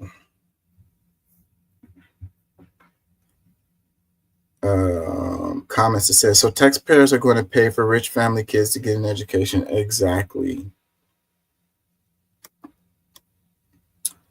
It's unfortunate. Meanwhile, the public schools are going to be, you know, decimated even more. So it leaves the poor people, you know, in a worse position. You know, I wouldn't be surprised if they was to get it to the point where like they don't want these public schools at all, because they've been on this campaign of making it seem like public school is so terrible. You know, there's some great public schools. Like there's some of them that suck, but there's some of them that are great. So when you put it in a whole, you know, one group and say that public school just sucks, and then people start believing that, then when they say we're just going to close all these schools because they all suck, then people are going to push back on it. So then what are these kids going to do? Where are they going to go? The families that don't have money to put their kids in private school, what are they going to do? They ended, I want to say I was reading that they ended the Head Start program. You know, and the Head Start program was such a good program. It was for kids, pre-K kids. You know, it helped parents out because they could, you know, take their kids to the school and they can go to work, whatever. They wouldn't have to pay for daycare. But what it did beyond that was it would get these kids ready for school. They could start learning, you know, start learning ABCs, start learning how to count, you know, their phonics and all of this stuff, and set them up and get them ready for school. Because a lot of kids, you know, from poorer families, once they go to school, they're not prepared and they're not ready and they're already behind. Comments, it says, this has been done in other states already and the outcome is the same. Follow the donations to the representatives that voted for this. This will disproportionately benefit the wealthy and hurt low-income and special needs students. How disappointing for Texans. Yeah, so the special needs ones get hurt the worst with this, because with the public schools, they have to provide certain amount of resources to help with kids with special needs. You know, they don't have to do that in the private schools. Another comment says, what happened to letting the people vote? Another comment, this has been widely unpopular amongst Texans. The Republicans are going to end up running themselves out of office. There might be some truth to that, because Abbott has been trying to get this through for the longest. He finally got it. But it didn't work because there was so much opposition to it. And like the earlier comment is, there's evidence of what happens when this happens, and it's not good.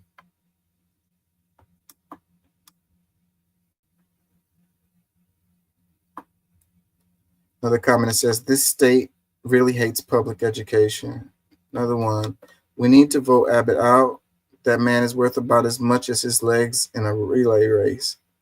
Ooh, burn. Another comment, unbelievable. The rich get richer. Have the day y'all voted for.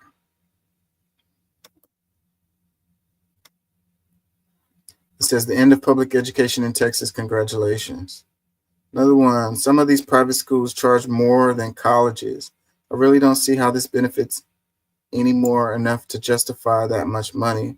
Why should I have to pay for some rich kid's tuition? That's what really sucks, man. All the people that's not going to be able to benefit from it, and then they have to pay into that system. It's coming out of their taxpayer money, and it's not benefiting them in any kind of way. And it's kind of like how the reverse, when they talk about how, you know, kids getting their student loans paid for, and they're like, why should I have to, you know, use my taxpayer money to repay somebody's student loans, and I pay for my kids to go to school or whatever. So like when the argument is on that side, then it makes sense. But if the argument's on this side, then it's like they're okay with it. So it's like choose, you know, draw a line and stand on what you believe in and make it true regardless, you know, of the circumstance.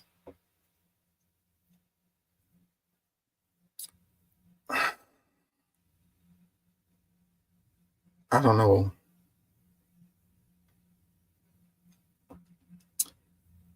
Yeah, man. Freaking, I don't know.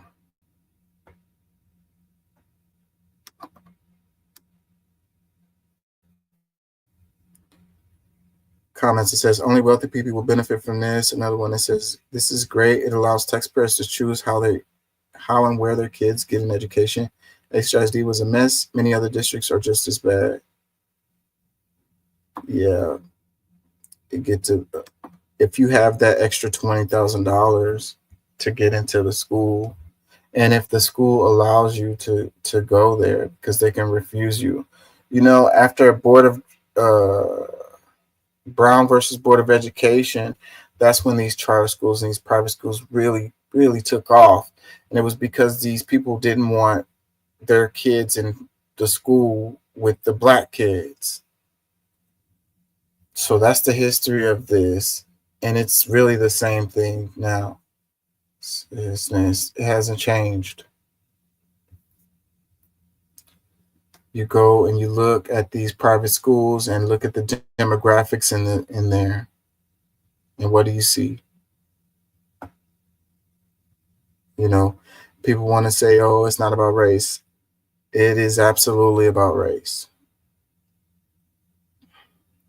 You know, and, you know, we can make the class issue too, but overall, it's race. It's like, why do you keep talking about race? Because it's about race.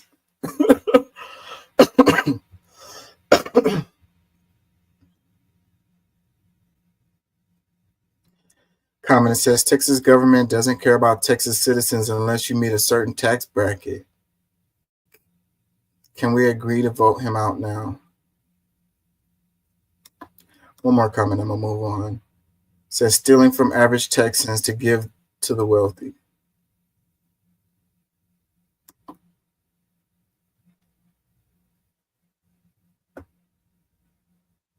Yeah, so the private schools probably will raise their rates a little bit more to screen out certain groups that they don't want to be in there.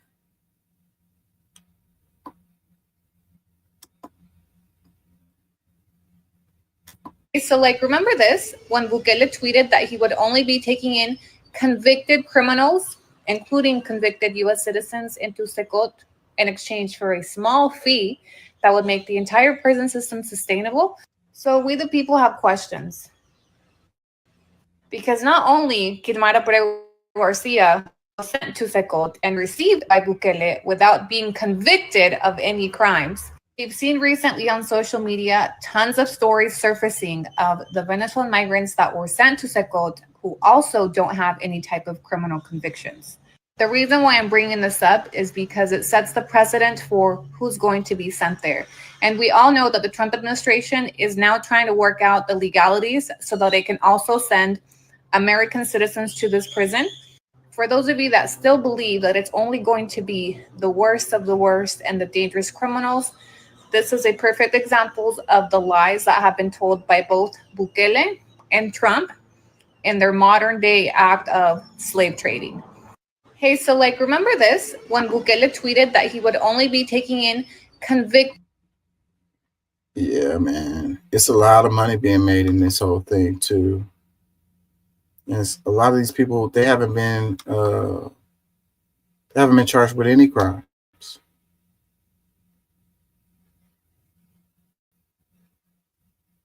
No crimes at all. They say they're getting rid of the criminals, sexual assault people. Lies. The problem we have in Nigeria is not just with the government, it's also with the rich people of Nigeria. What do I mean by that? Simple as this.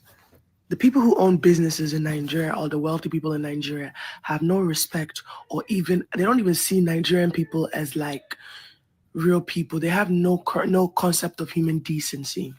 Let me give you an example. I went to my ex-husband's family's factory. They're a wealthy family, very, very wealthy family. They own like 5 factories in Nigeria. And when I walked in, I'm looking at their employees working in underwear at the factory. You can tell that some people live at the factory. It was just so vagabond. And when I brought it up and asked about it, they told me, oh no, you can't pay them too well. If you pay them too well, they'll leave. Like the excuse that I was giving, and it gets worse. So then I'm looking at like the fact that his father went and copped a brand new 2024 Range Rover, like all the cars they have, they're like, and I'm just in my head. So you're telling me that if you pay these people beyond minimum wage, even if it's just 100, like it will be too much.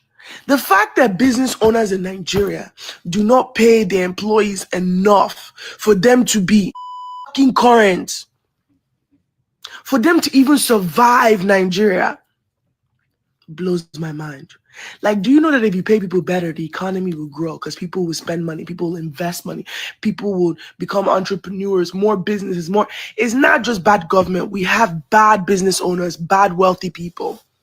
If you own a company in Nigeria and you want to go buy a fucking Rolls Royce and you know that your employees can't afford their rent, to eat, to bathe, to use phone, you are fucking horrible. And I hope that fucking car you crash with you in it. You are fucking stupid. So when you talk about bad governance, also hold accountable to all the rich go through Nigeria and don't do anything to help the country. Fuck you guys. Man, I could feel her sentiments. You know, I used to think that it was about money and greed. But the more I learn stuff and the more I see that it's really more about power and control. And it's about being able to stunt on people, being able to say I'm better than them, being able to look down on other people. Because like she said in this, you know, it's good for the economy if you pay your employees better. They'll be able to pay for more products and services from your company. You know, it doesn't really make sense. It really doesn't make sense until you look at it and say that they just want to keep these people in control. Because if you are just living check to check, you know, they know you're coming to work tomorrow. Because if you don't, you're going to be evicted. You're not going to have food to eat. You're going to starve. You're going to be living under the bridge. You know, and then they can continue to say that I'm better than them. You know, I can look down on them. I have luxury this and luxury that, and they don't. You know, it's to make people feel, you know, superior. You know, it's like you put a rat in a maze, then you know which way the rat's gonna go because he only has so many options of where to go in the maze. You take the rat out of the maze, then you don't know which way he's going to go. So you don't feel as superior over it, if that makes any sense. It's horrible. Comments. Chaka Bar's posted this. His caption is, all corrupt business owners do this, but in Africa it'd be crazy. This is crazy. What's going on in Nigeria? comment. It says, she has a point, but sad thing is the same employees you feel sorry for, if given loads of money tomorrow, 90% of them will do exactly the same to other employees. It's like a normalized cycle. It's so hypocritical because we moan a lot and always blame the rich and government, yet 90% of us, as soon as you get rich, like a revenge, bad treatment to others. I agree with this comment right here. I think that there's a lot of truth to that right there. Again, though, it goes back to that stunting thing. The people, they want to stunt on people. I want to look better than my neighbor. I want to have a newer car than my neighbor. I want to have more square footage than my neighbor. I want to have a higher salary than my neighbor. And it's like, it doesn't matter how comfortable I am, even when it gets to the point where you're like super rich. It's like, I got a yacht. Well, I want to have a yacht that I can park inside my other yacht and have a golf course on it and a helicopter pad,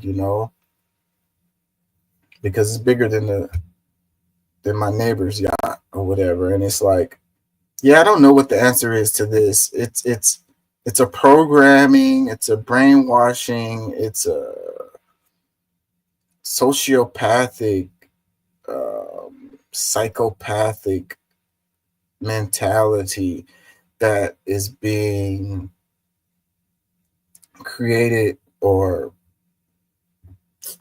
manipulated into. Yeah, I don't know what the answer is to this. I mean, like, you kind of got to have a certain personality anyways to get to the point where you're like a billionaire or whatever, because I don't think that I could ever make it to that, because I'll keep on trying to help people around me, and I'm never going to be able to make it to $1 billion if I'm helping people all the time. So, in our society, we look up to people who have lots of money and hoard wealth and are selfish and psychopathic and sociopathic. We look up to these people. Like, it would be weird, like I saw a meme. It's a meme that floated around. It was about like, it said like, if it was a monkey and they had all the bananas piled up, and the other monkeys didn't have any bananas, and the one monkey piled up all the bananas and kept them for himself or whatever, then they would want to psychologically test that monkey and figure out what the hell was wrong with them. But it's the same concept with us, with money, and how we pile up money, but then we look up to that. We don't say that it's strange, that is something wrong with that person mentally. How much is enough? We're on the verge of having the first trillionaires. It won't be long before we'll have trillionaires.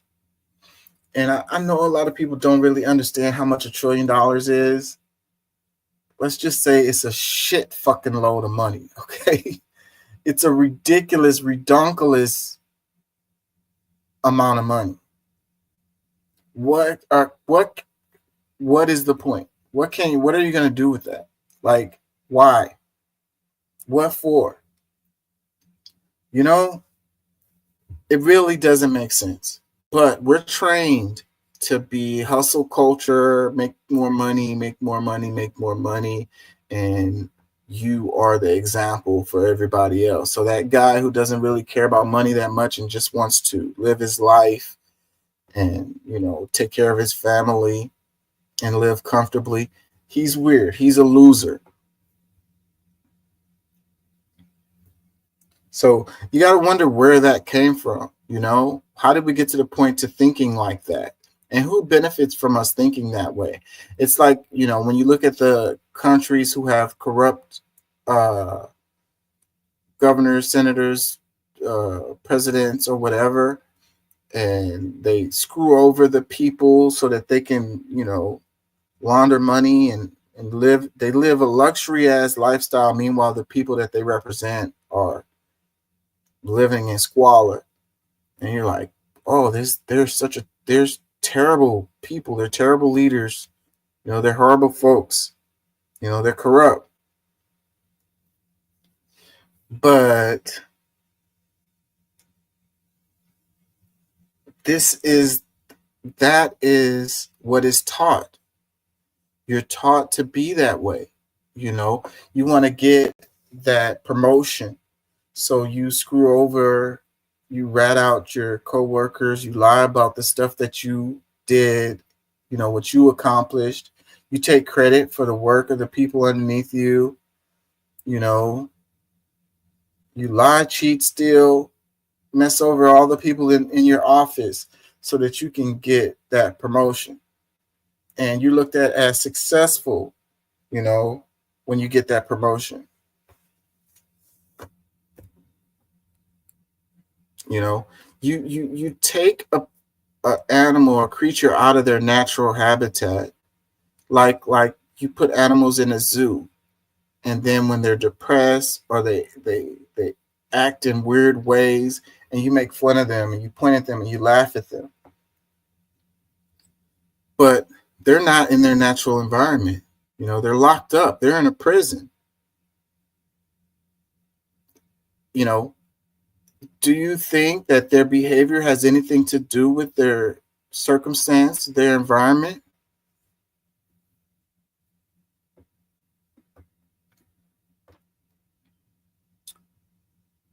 Comment, it says, colonizers taught them. This sounds so familiar.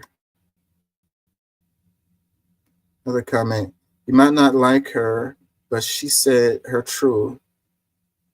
That what it is in our country, Nigeria. What's a better way to speak up? She got my flowers. Another comment, boom, thank you for speaking truth to power, bless your life. Another one, she never cared until she got divorced. Nice try. Another comment, this is capitalism 101. Another comment, it's not just Nigeria, it's the whole of Africa. Another comment, the love for the colonial masters and their lifestyle is very strong among the Nigerian wealthy people. They are the kings and queens of gatekeeping and trying to keep the white man. Another one, I don't get why people think if you pay your employee too well that they would leave. If I'm getting paid a good livable wage, why would I leave? I want to continue to collect those checks. Another comment, it was never about democracy or thriving economies. It's power, control, and greed. Capitalism is not democracy. Yeah, your job is not a democracy, bro. And corporations are the one that have the power. They have the most power over your life. They decide on what time you get up, you know, what time you go to sleep, how much you spend on your rent, how much you spend on food. It's not the government. It's that company. It's where you work. And I wish people could see that. You know, and this makes me think about, it was the lady, she got charged for slavery. It was a black lady. I want to say she was Nigerian. And she had these maids in her house. And she was in the United States. And she had these maids in her house that she took from, I want to say, Nigeria, and took their passports, you know, wouldn't let them leave, and basically forced labor. And she went to jail. And she was also a diplomat. She was like a what was her job? She was like a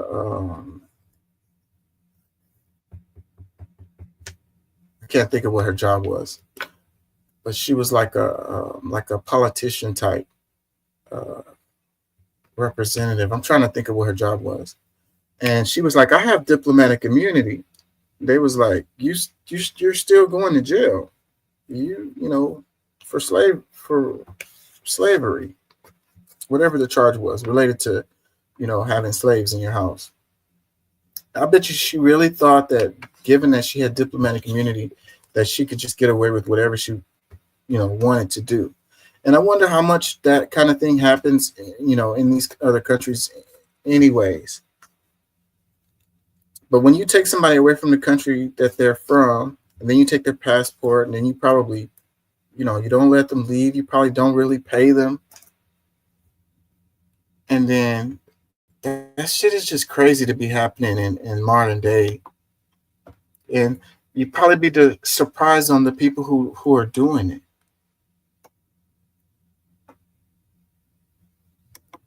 Anyways, that was a black lady. I want to say she was Nigerian.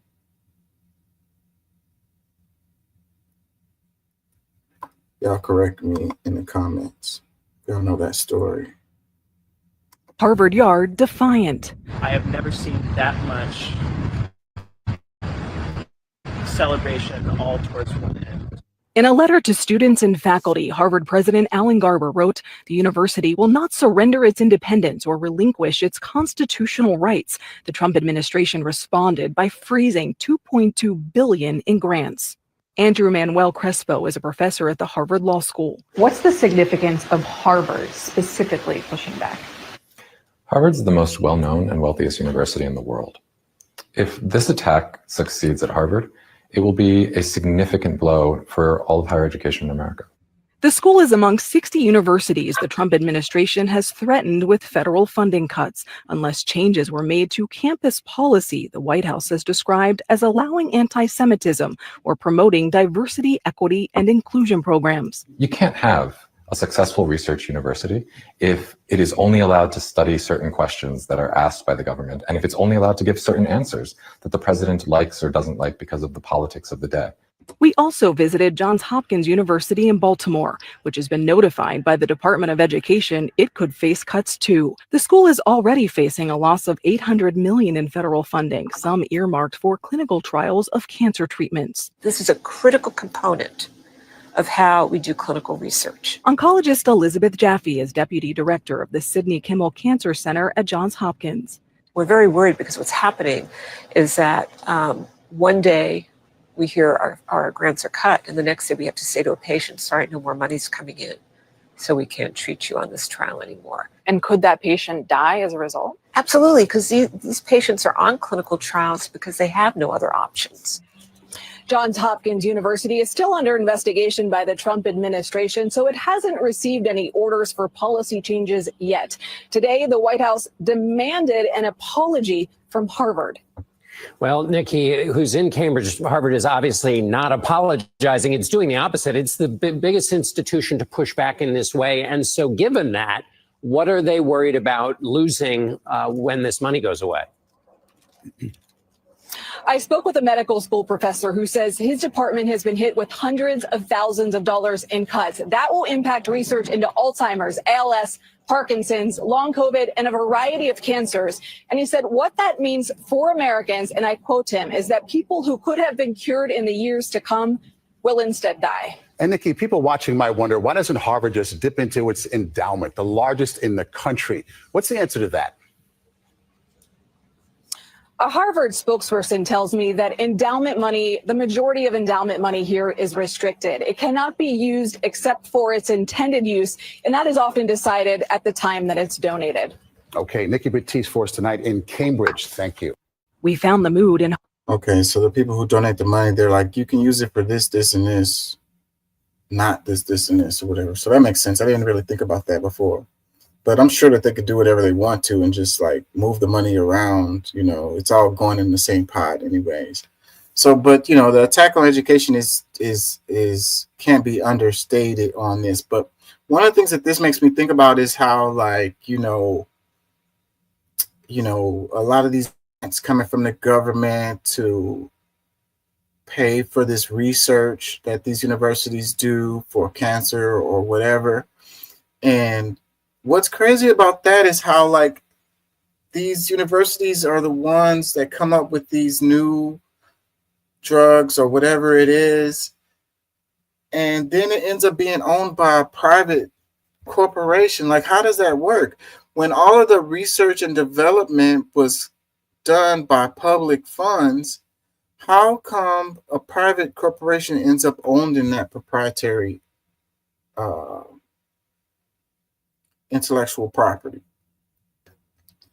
You know, that's like the biggest scam ever. You know, how come if the public, if the taxpayers were the ones who flipped the bill for this research and development, how come the taxpayers can't be the ones who own this intellectual property? You know, and then it can be sold at cost to the benefit of the people. instead of marked up for profit for a private corporation. It seems to me like that's the biggest scam ever. Like probably all of the most of the stuff that has come out, technology wise, immunizations, cancer treatments. I mean, you name it. Most of it, I'm sure, was done in places like this in these universities and was paid for by the government. But all of them are owned by private corporations and they sell it to people for a profit. What the F? What the F? How come people aren't talking about that? How come people don't have a problem with that? They probably don't really understand it or whatever. I mean, I don't know. I really don't have an answer for that as far as like why I don't hear people making that argument. It's a real simple ass argument. So because that's what the whole argument is for these people making profit off of this stuff, is because we spent the money to build the facilities, to build the manufacturing plants to make this stuff. So, you know, we put that money up front, so we should get a return on our investment. I mean, and that's a fair enough argument. So, but if it was the government who did that, then the argument should be that the government should get the money back, or the people should get the money back.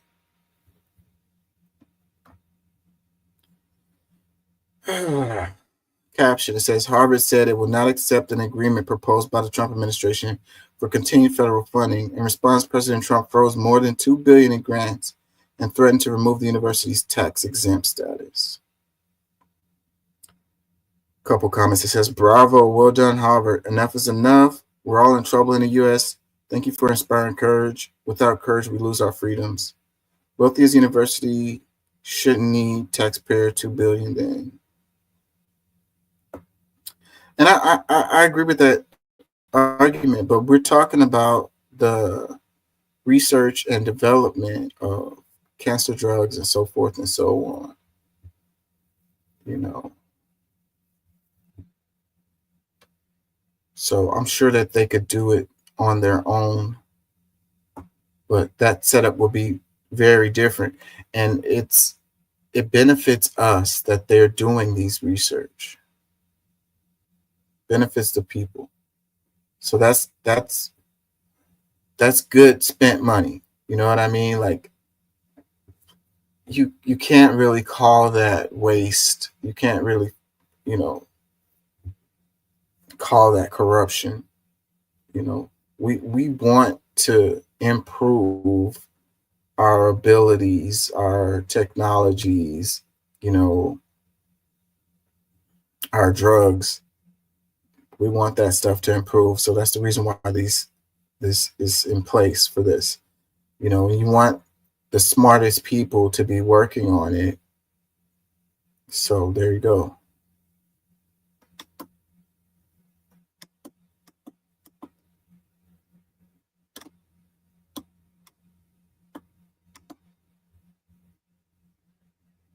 Medicare Advantage program is just one of the biggest scams that I think we've seen in this country. The Medicare Advantage program is actually not a good deal. A huge giveaway to the insurance industry. $100 billion a year in waste. They can really boost their profits. Overbilling, fake diagnoses, exaggerated patient conditions, Medicare Advantage is rife with fraud. If you're looking for a way to save $1 trillion over 10 years, this is where you can find it, Doge. Yeah, it seems like a prime target for someone trying to get rid of waste, fraud, and abuse. But the Trump administration seems ready to double down instead. I will save Medicare Advantage. So, how does a program that wastes billions of dollars a year, ripping off taxpayers, and is plagued with issues in providing actual care, it ain't an advantage. You're getting screwed. Continue to expand? This is something that is so important to them. A majority of their profits are coming from this program.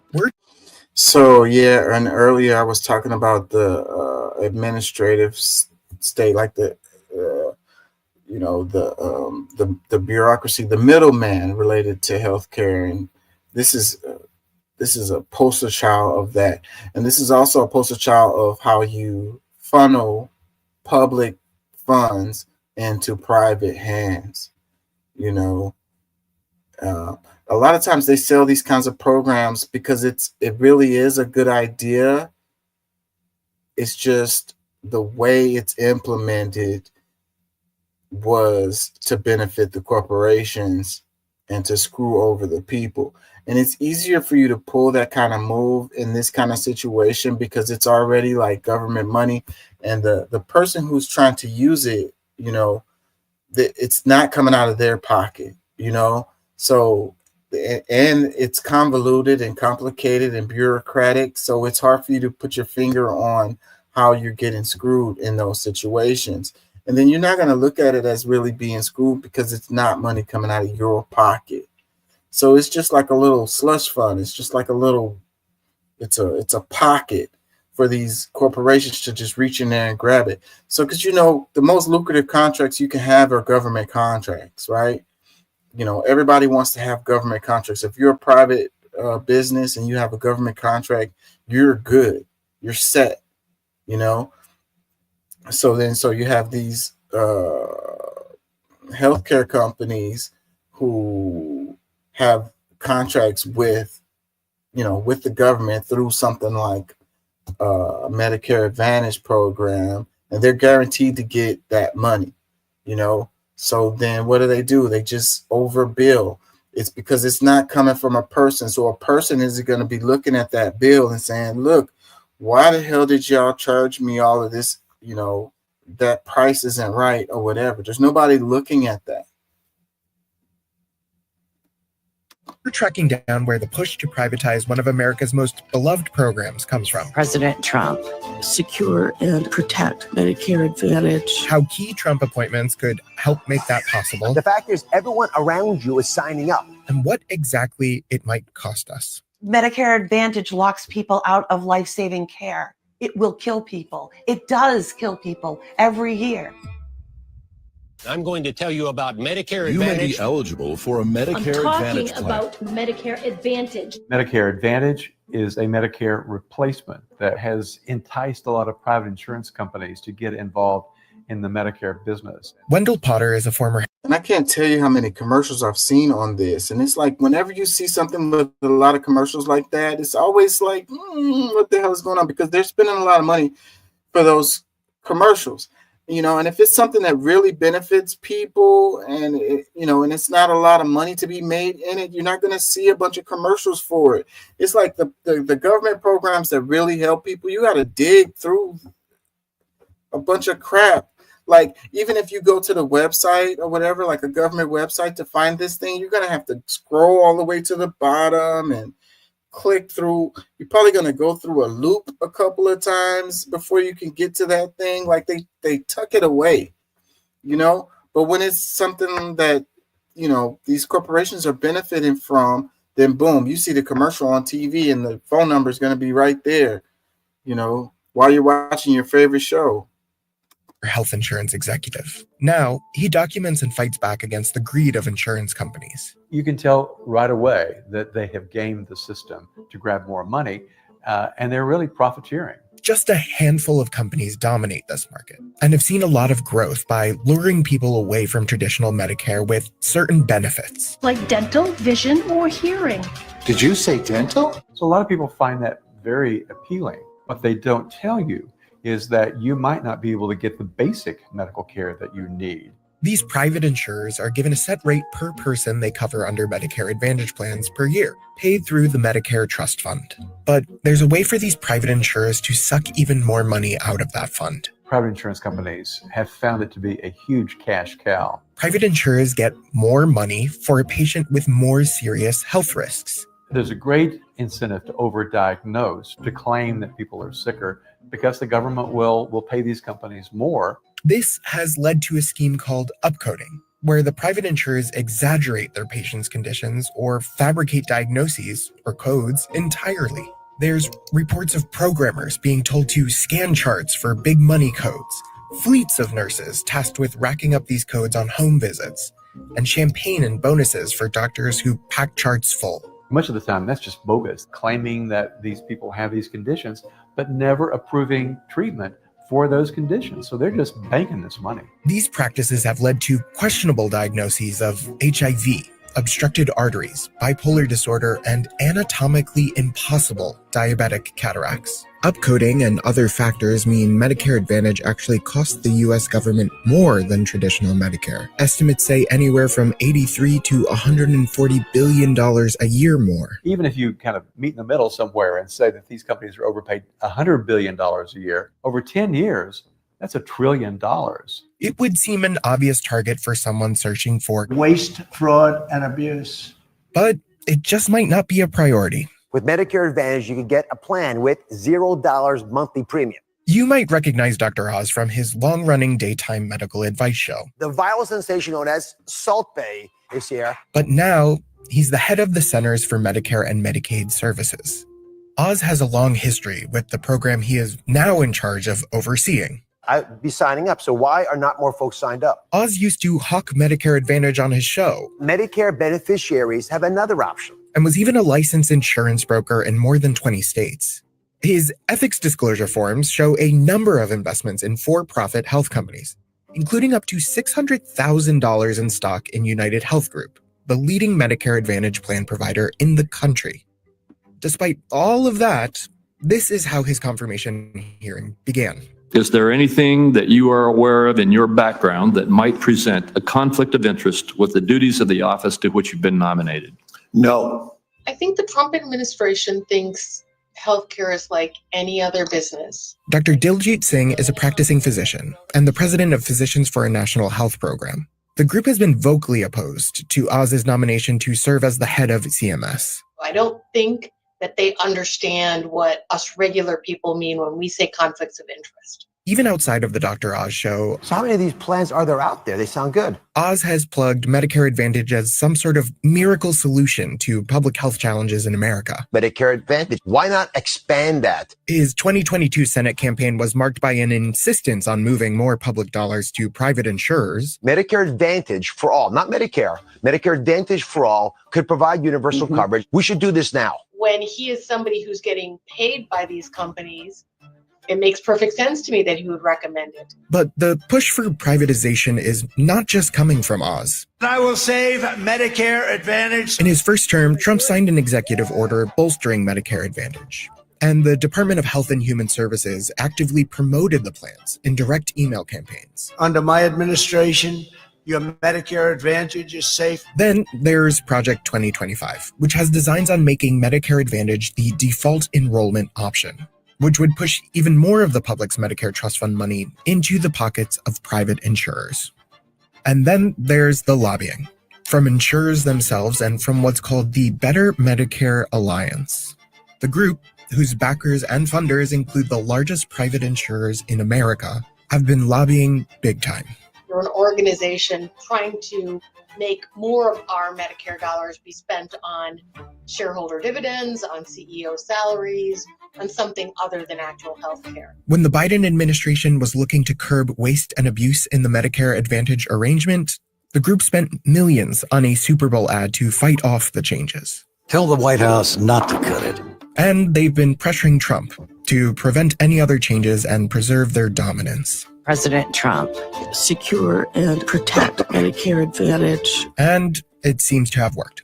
Watching the health insurers, they are jumping today after a bigger than expected increase in the government's reimbursement rate. Almost double what the Biden administration had proposed initially. The Trump administration just announced that private insurers will get $25 billion more in 2026 for their Medicare Advantage plans. News that caused a spike in stock price for health insurance companies. Most of those stocks are moving higher. UNH, CVS, which owns that, Humana, take a look at all of them. They're amongst the biggest gainers this morning. Elevance. A former lobbyist for the Better Medicare Alliance, Don Dempsey, was tapped by Trump to serve as the top health official at the U.S. Office of Management and Budget, giving him and the insurance industry he has benefited from power over budget decisions regarding Medicare and Medicare Advantage.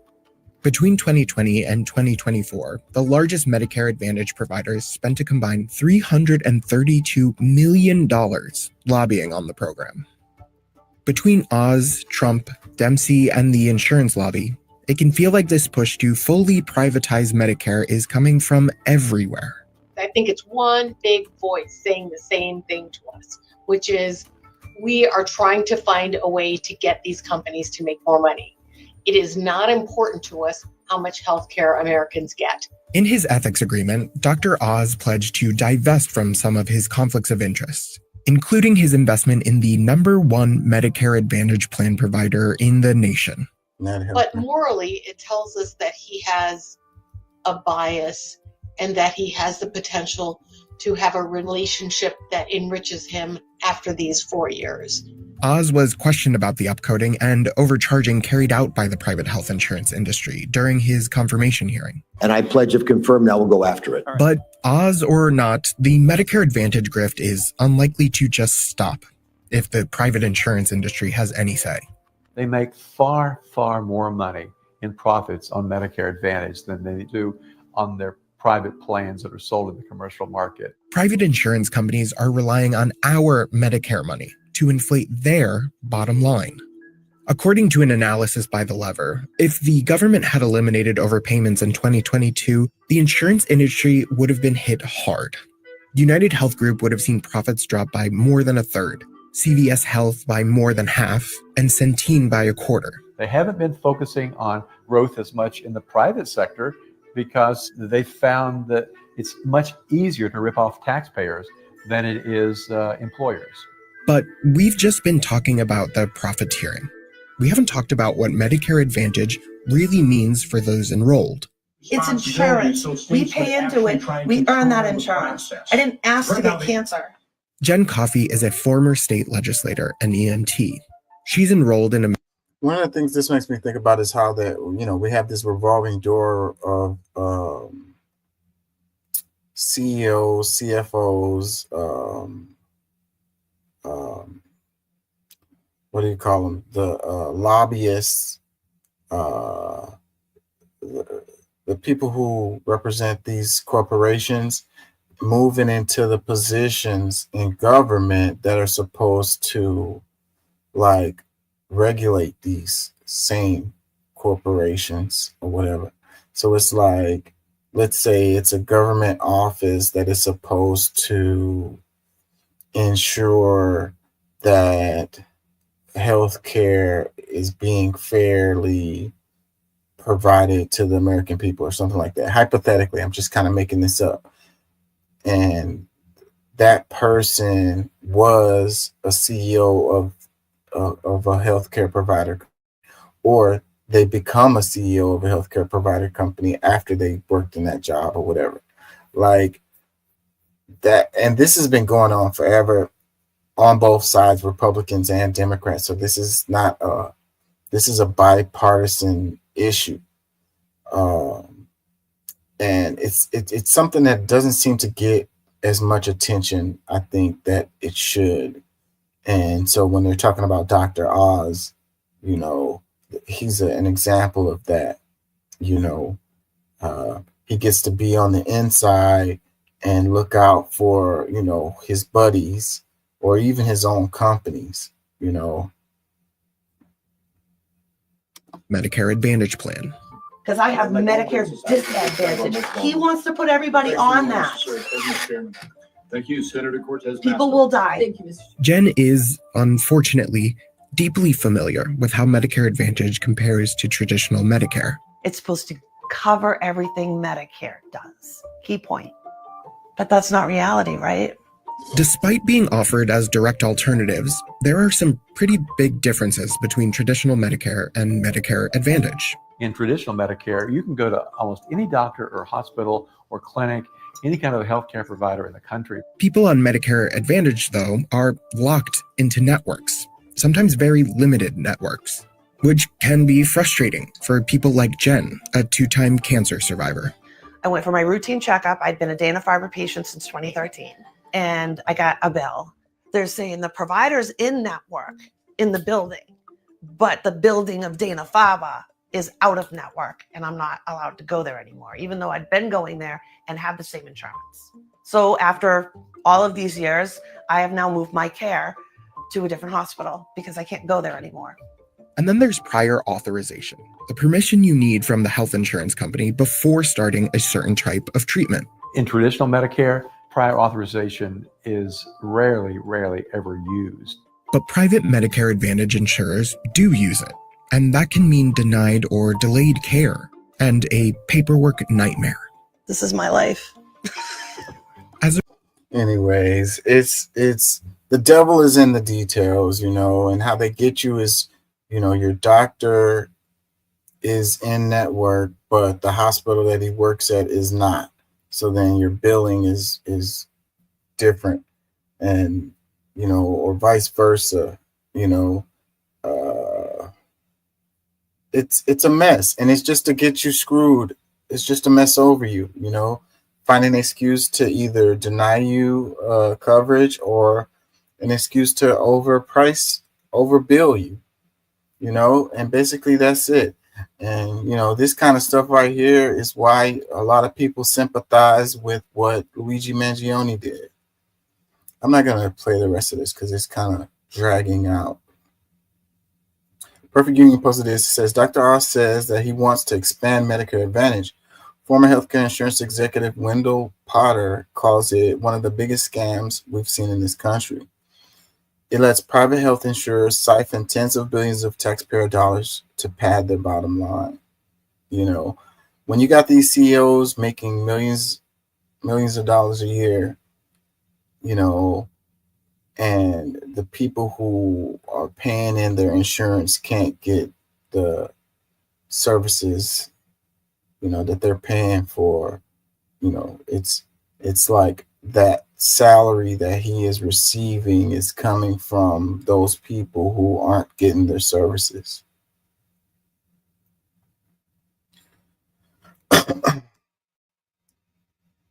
Let's read this. It says, best documentary ever. Ever since I signed up for a Medicare Advantage plan, my healthcare has gone directly into the toilet. Yes, premiums may be zero or very little cost, but you'll pay through the nose, and co-pays as well as co-insurance for the procedures that are authorized. Maximum out-of-pocket is through the roof, and absolutely everything needs prior authorization. Worst of all, they deny everything, and I mean everything. Good luck getting any decent health care if you choose an Advantage plan.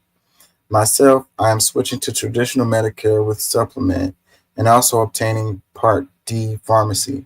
I would rather pay a premium every month and know that I will receive timely care without the need for pre-authorization and paying a copay that is double the amount of an actual premium. So they get you on the back end, that you're not paying as much up front, but they're getting it back on the back end. And they're coming for Medicare, period. Medicaid. They're coming from Medicaid and Medicare anyways. So,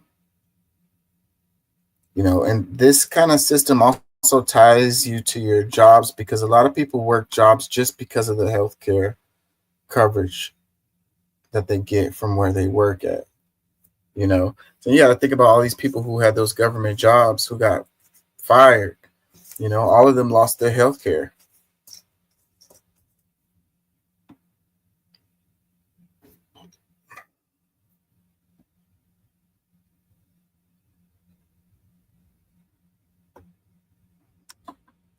I'm gonna get out of here soon. Let's see. We'll do a couple more and then get out of here. The thing about the Honduras, that's crazy.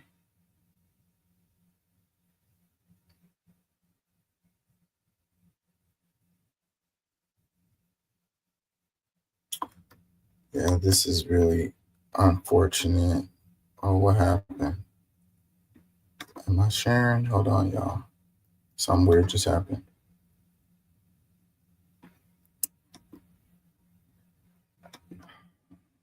Why does it keep doing that? Hold on. Yeah, this is really scary stuff right here, how they're attacking lawyers and judges.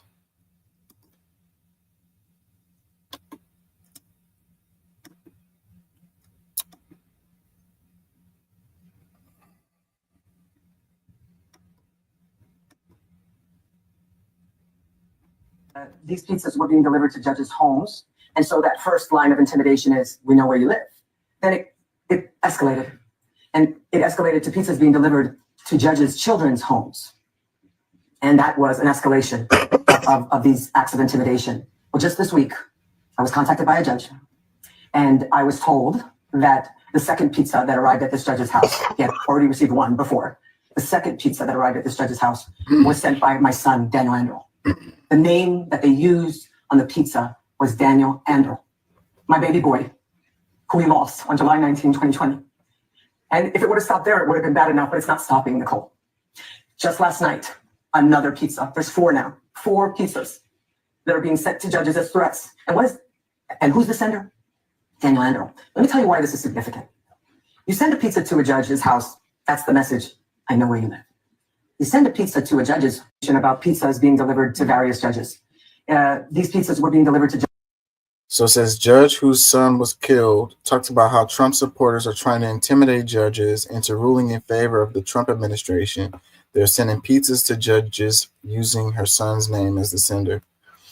Yeah, man, it's like, I don't care where you are politically, what side you're on, you're a Trump supporter or not. You agree with judges' rulings or not. You agree with lawyers defending somebody or prosecuting somebody or whatever. And, these people are just doing their job and you're threatening their life, for political reasons. Like, that is so far out of pocket and ridiculous. Like, get a life, man. Find something to do with your life, bro. You must be so miserable to have the time to do this. Like, you think Trump is going to come in your defense when something happens to you? What benefit do you get from doing this? Comments, it says, and the FBI is where? I'm sure they're on it. I hope they are. Another comment says, why are we not arresting the person who ordered the pizza? They probably did it through some kind of, way that didn't give away their identity. Another comment says, my brother worked for her, truly one of the best to serve. My heart hurts for her. Comment says, she could have stayed silent, but she's sounding the alarm with strength. Another one, this pizza sending is a form of terrorism and intimidation. Another one, it says, are we in the Twilight Zone? Another one, and they'll be in the front pew on Sundays. Another one, her husband was my attorney. All he ever talked about was his son. Another comment, sounds like domestic terrorism more than Tesla protests. Yeah, it's weird how the whole thing with the Teslas was on the media crazy, big time. But this story, I haven't heard this anywhere. Another comment says, truly sickening. I don't think the country can bounce back from all of this. I'm fighting as hard as I can, but more people need to care and pay attention. Another one, threatening judges. Wow, imagine a man who was willing to overthrow the government because he lost an election having toxic and violent followers.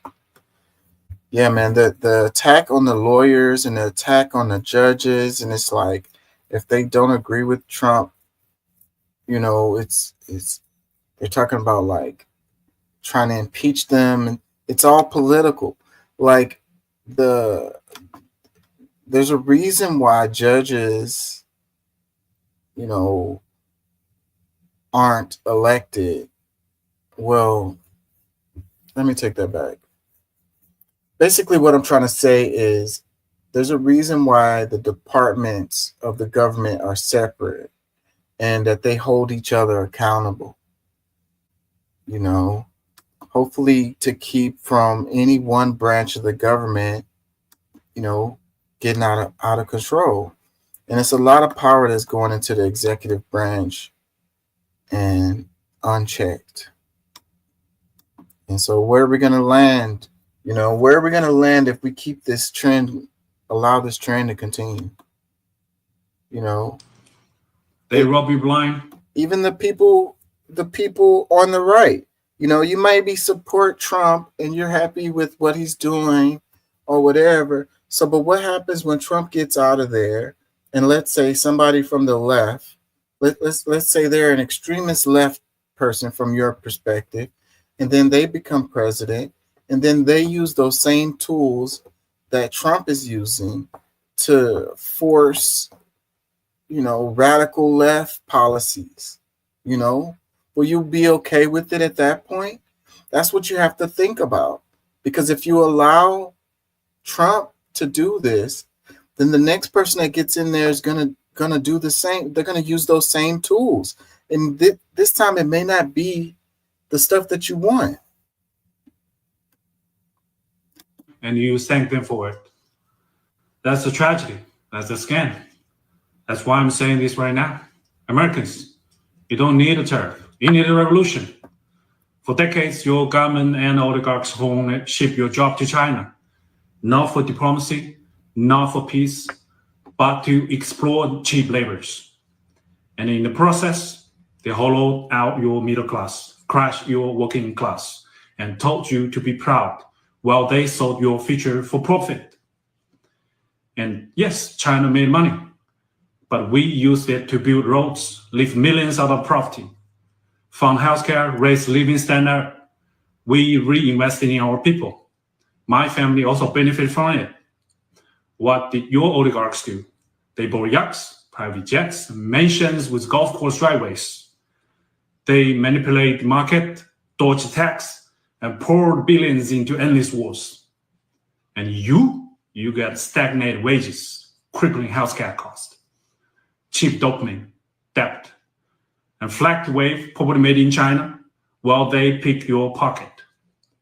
For 40 years, both China and the United States benefit from the trade, the manufacturing, but only one of us use that wealth to build. This isn't China's fault. This is yours. You let. They rob you blind and you thank them for it. That's a tragedy. That's a scam. That's why I'm saying this right now. Americans, you don't need a tariff. You need a revolution. Yeah, man. So yeah, the whole thing with the tariffs in China and the way they're superseding it. And like I was saying earlier about the communism, and it's like, you know, they say China is a communist country. I mean, like, what definition are we using communist, you know? And it's like, well, the communists people, they're all the same and they don't have no individuality and all of this. And it's like, but you had JD Vance saying that you had Chinese serfs making stuff or whatever. So, but if China has serfs, then how is it a communist country if everybody is the same? What I mean is like, there's a disconnect mentally with these concepts and, you know, the misconceptions of other countries, and people want to simplify things and think that they understand and they don't. And it doesn't even make sense in the definitions that they have.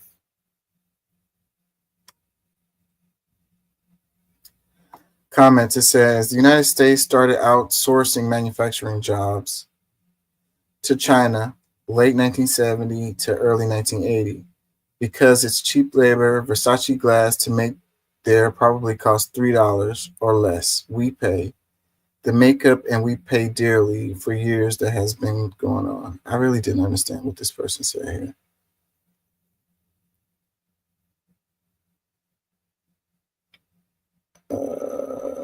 Comment says this isn't going to be nice. This is going to escalate into something really bad. Another one. Just for the factual record, the China trade started with Bill Clinton. Yeah, she's talking about NAFTA though, because NAFTA was a free trade agreement, but that was supposed to be with Canada and Mexico within the Americas. If I'm not misunderstanding that. National free trade agreement. It wasn't. So I don't know what she's talking about there. I wonder if I have more of the clips. I really kind of wanted to do the China thing with the tariffs. Let's see. Do we have it?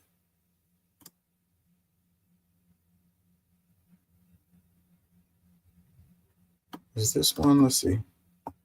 In what can only be called the most predictable response that every functionally breathing human throughout the world could have told us would happen, we kicked the dragon, then we ran away, and the dragon is still chasing us. Over the weekend, China decided that they didn't care about the fact that Trump canceled the tariffs on computers, smartphones, and toys, and decided to cancel their imports of U.S. beef. And these are targeted red state attacks on our agriculture industries that are very strategically done. It's over $2.5 billion of beef exports. And despite the fact that Republicans have stated over and over again over the course of the past week that China needs us more than we need them, they went ahead and replaced us with Australian beef. Now, which state has the most number of beef exports in our country, you might be asking? The answer would be Nebraska, which, if you recall, said a couple weeks ago that they have a $4 million budget shortfall. The cancellation of beef comes immediately after China already canceled soybean imports from the United States, which directly impacts the state of Indiana.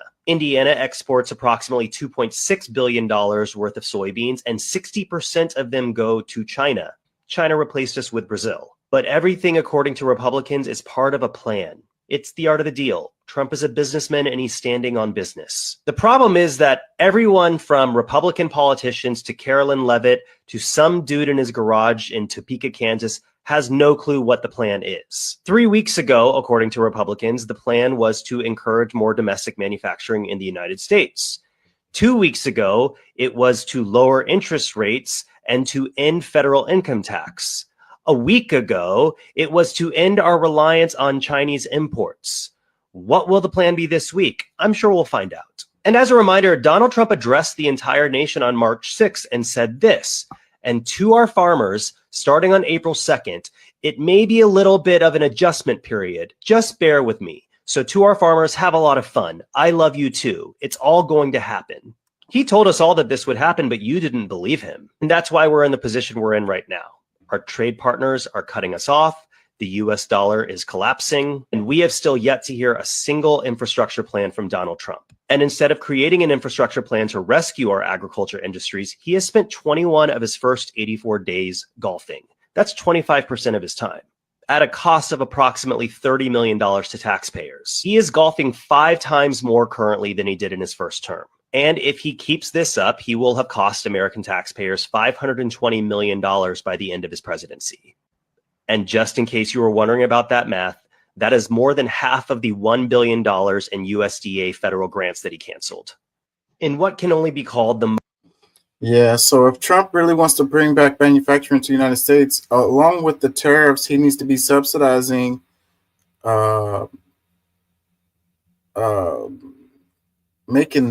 building these plants, right?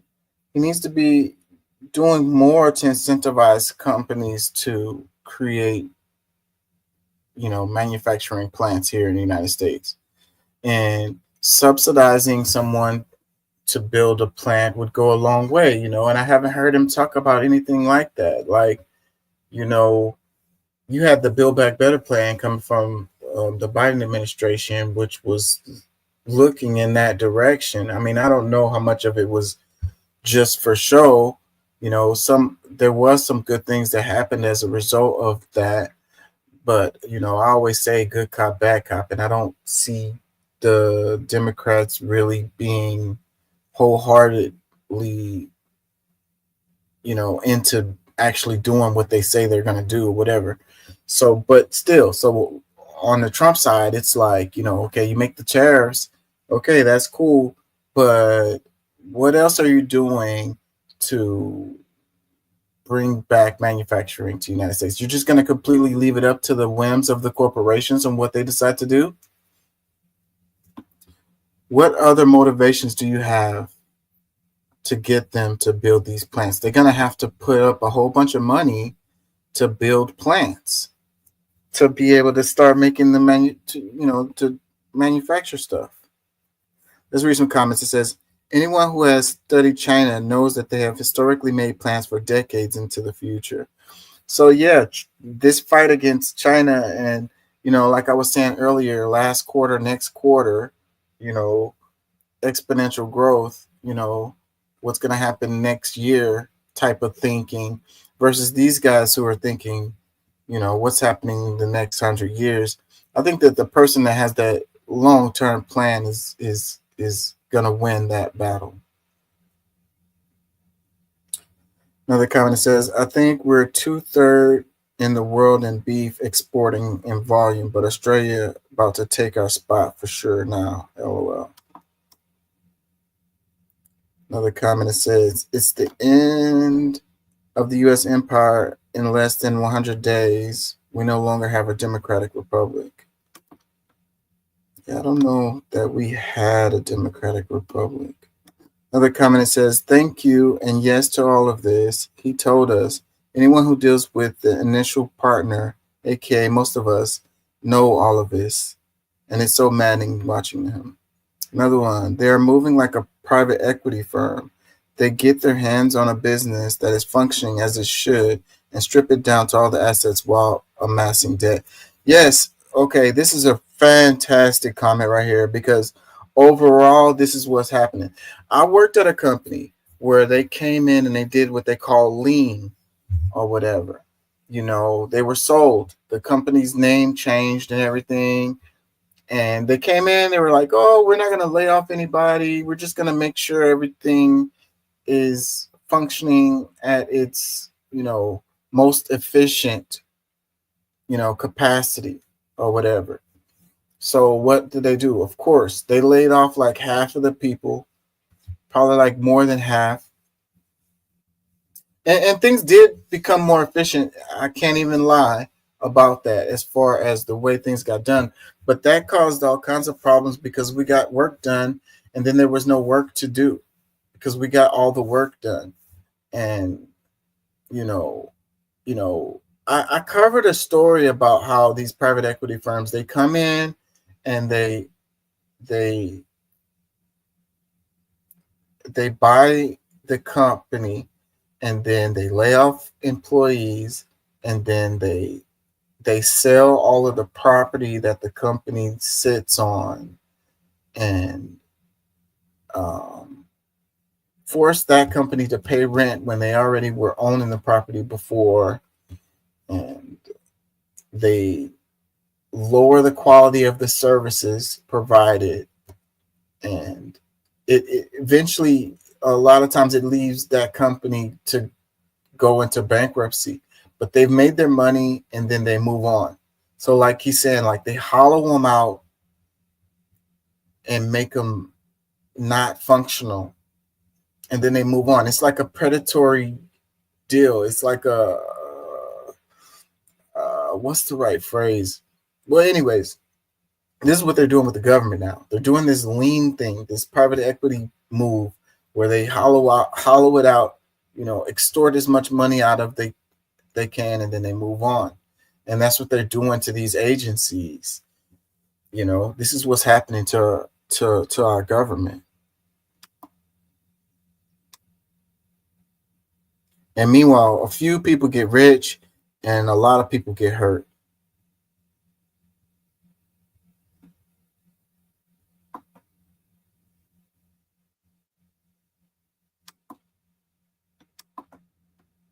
They don't really care who they're trying to deport or ask to leave the United States. When Massachusetts resident Nicole Micciarone received this email on Friday telling her to leave the country, she was baffled. At first I thought it was for a client, but I looked really closely and the only name on the email was mine. It said that my parole status had been terminated and I should leave the country within 7 days. But the 40-year-old is a U.S. citizen. I think it's most likely a mistake, and they're just casting a really wide net. But it's a little concerning that these are going out to U.S. citizens. Micciarone is an immigration attorney working with many clients facing possible deportation issues. So her name and email are on a lot of paperwork. In a statement, a senior Department of Homeland Security official told us Customs and Border Protection is issuing notices terminating parole for individuals who do not have lawful status to remain. If a non-personal email, such as an American citizen contact, was provided by the alien, notices may have been sent to unintended recipients. I think it's really scary that this is going on.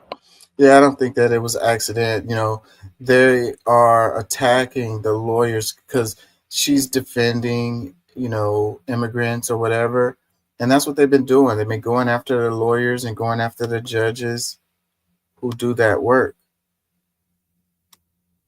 You know, it's an intimidation deal because they can accidentally, you know, deport you, and then now you're out of the country, and now they're like, oh, we can't help you now, whatever. And it just so happens to be somebody who's an actual citizen who did no crime, but they were working to defend immigrants.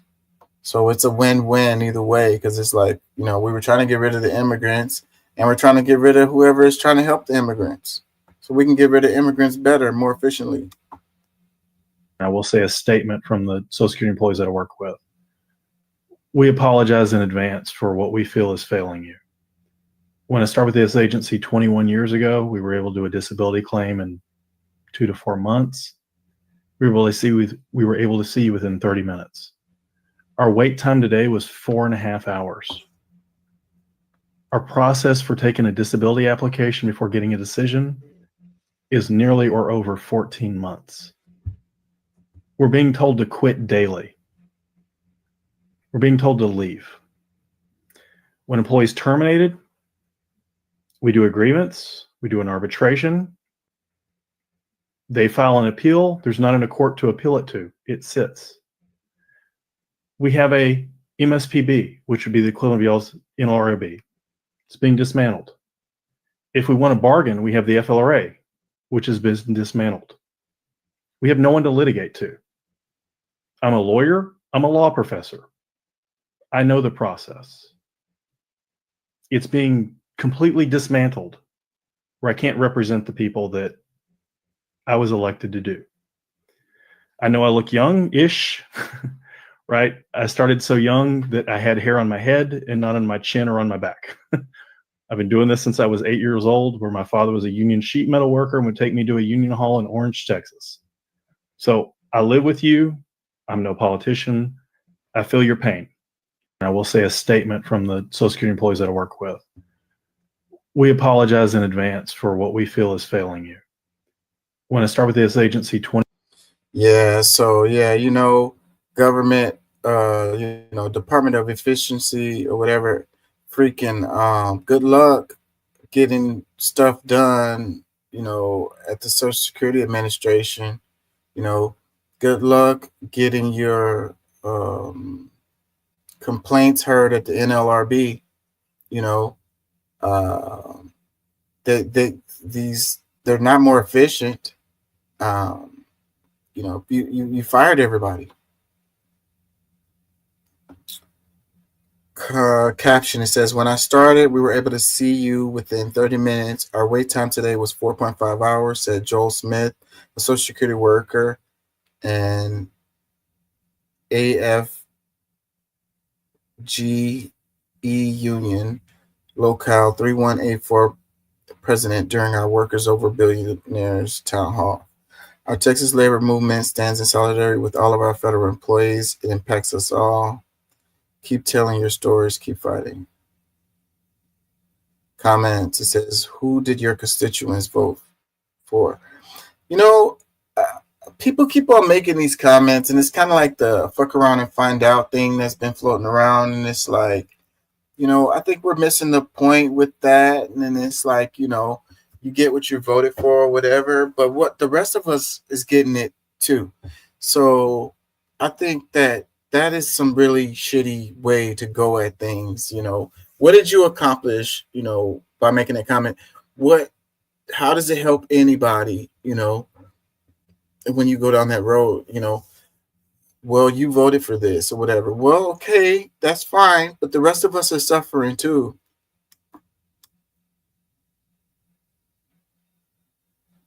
Another comment says, you aren't failing us. The system, the administration is. You're doing everything you can. Another one, same exact thing happened at the VA right now too.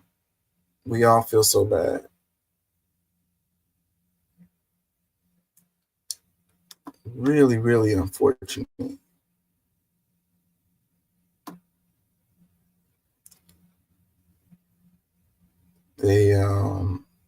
How they care about the veterans, but they kill the VA. China literally said they don't give a fuck. You can't. We don't care. During an interview with Victor Gao, who is a lawyer and businessman, but also the vice president of the Center for China and Globalization, the reporter told him, if you lose the United States, you'll lose 15% of your business. And this was his response. And China will lose the US market, which, as I've said, is 15%. We don't You care. can't.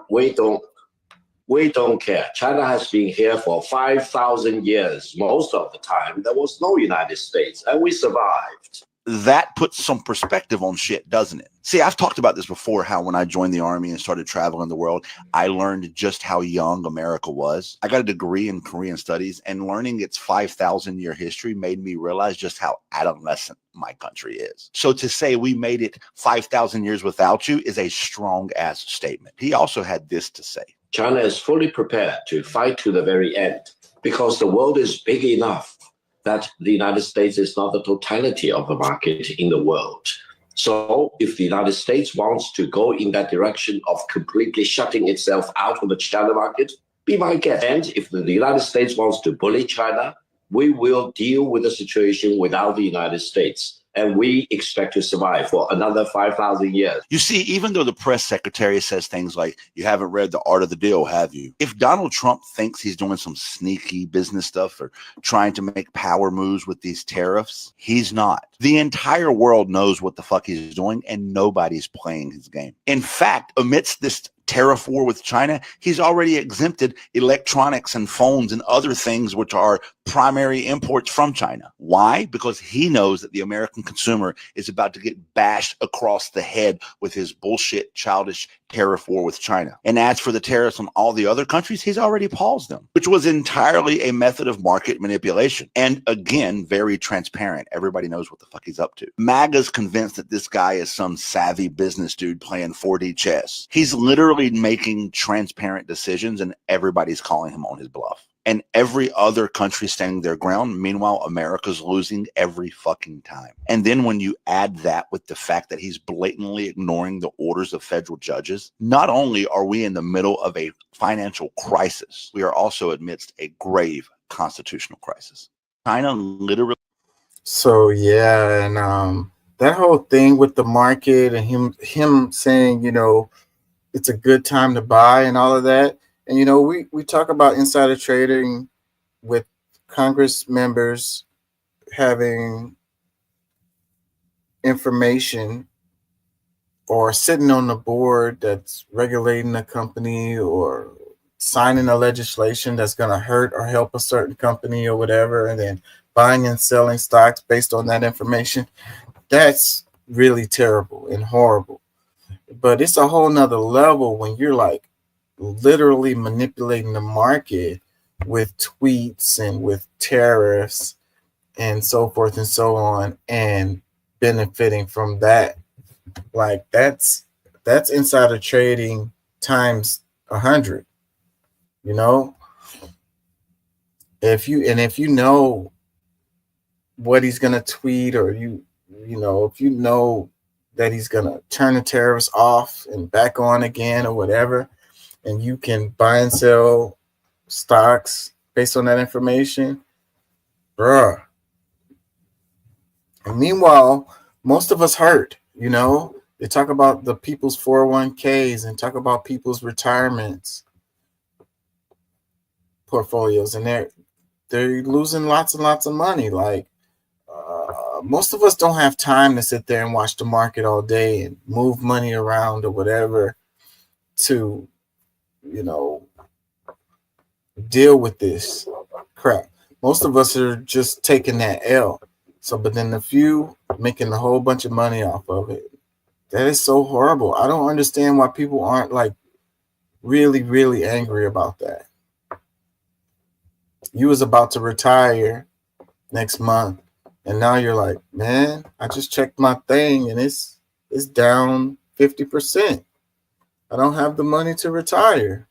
I need to stay working. Been saving money, been putting money into this thing for years. 20 years of the money you put in there gone in a week. comments that says China said try it and see what happens in the long run. But then again, this is what happens when you export your businesses to other countries so that you can exploit foreigners for cheap labor. This isn't a sustainable country. We don't practice sustainability. Another one, does anyone know what a tariff is and where it derived from? Another one, the US and America are not synonymous. Another one, our government doesn't care about our country and their government doesn't care about their people. All either government cares about is power and influence to have more power for its leaders.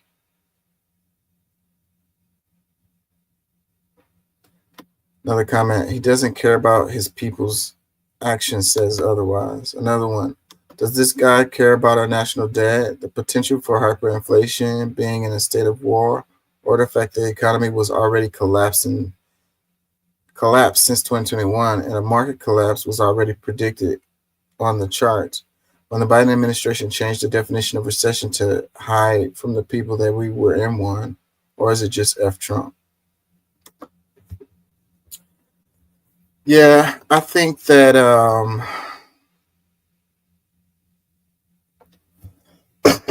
this comment is trying to not accept responsibility of decisions that Trump is making. Like, you know, Biden's no longer the president. You know, Trump is the president. You know, the conditions of the United States at this point is on his hand or on his head or as a result of his decisions. You know, you can talk about the stuff that's left over based on what Biden's decisions were and how they lead to the situation that we're in now. But you have to put into consideration the decisions that Trump has made. Talking about our national debt. Okay, well, you know, what about all the money that we're spending, you know, for defense? You know, what about the tax cuts? What about the tax loopholes? You know, if you really care about the national debt, then close those loopholes. You know, force the people to pay the taxes that they're supposed to pay already. Stop spending so much money on the military-industrial complex.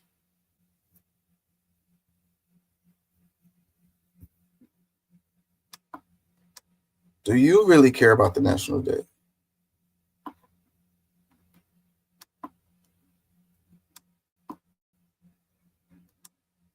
Will the tariffs actually impact the national debt in a way that improves it?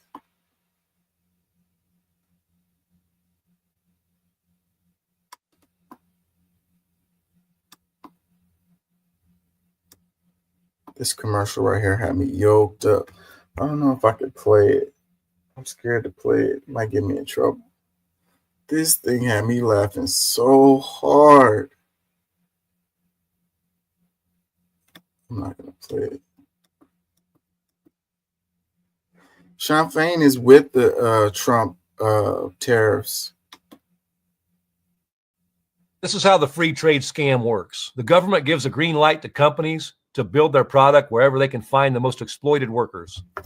Countries where desperate people work for $3 an hour, where there are no labor laws, there's no environmental regulations. Then the companies kill jobs in the U.S. and run a race to the bottom across the globe. They force workers across borders to compete with one another. And the companies ship product back in at a massive profit, which they pocket for the executives, for the shareholders, and pay off the politicians for good measure. Meanwhile, we get Flint, we get Lordstown, we get Belvedere, we get communities that look like a bomb got dropped. We get divorce, we get drug addictions, we get suicide, we get deaths of despair. And I don't need to tell you, so many of us in the UAW have lived it. And what do consumers get? They get price gouged. What does Wall Street get? Massive profits. What do politicians get? They get huge campaign contributions from companies and the billionaires that are flush with the cash. And what do voters get? They get politicians bought off by corporate America who continue to pass laws that harm the working class. And what do foreign workers get? In Mexico, they've seen their real wages cut in half since NAFTA passed. Let me repeat that. You know, the big promise of NAFTA was it was going to lift up the standard for everybody. But taking inflation into account, the average real wages of Mexican auto workers was about $6 an hour in 1993. Today, the average hourly wage of an auto worker in Mexico is $3 an hour. NAFTA has been devastating for auto workers in the United States and Mexico. Who benefits from the free trade status quo? Wall Street and billionaires who get fat payouts while we all get screwed. So when we say the free trade disaster has to come to an end, it's what we mean. It doesn't mean we support reckless random tariffs. You know, I don't believe that's the answer to all this. But there is a reason for tariffs. And it's also a mistake to just defend the status quo, especially when it comes to free trade. This is how the free trade scam works. The government gives a green light. And like I say, you know, targeted tariffs is probably a good move, but you need to complement that with subsidizing the cost of manufacturing. But you also need unions. You need some kind of worker protections. And that's absolutely not happening. It's absolutely going in the other direction. Weaker unions, busted up unions, you know, something to protect the people. Because if they just bring the factories here and they pay people the same amount they pay workers in another country, then what good is it going to do for us? Maybe we'll have the manufacturing here and be able to buy some actually American-made stuff. But the people that's working there are going to be, you know, children and people that are getting paid very, very little. So who's going to buy the products? I saw this video too. It was talking about the made in China Trump merch. I found that pretty funny.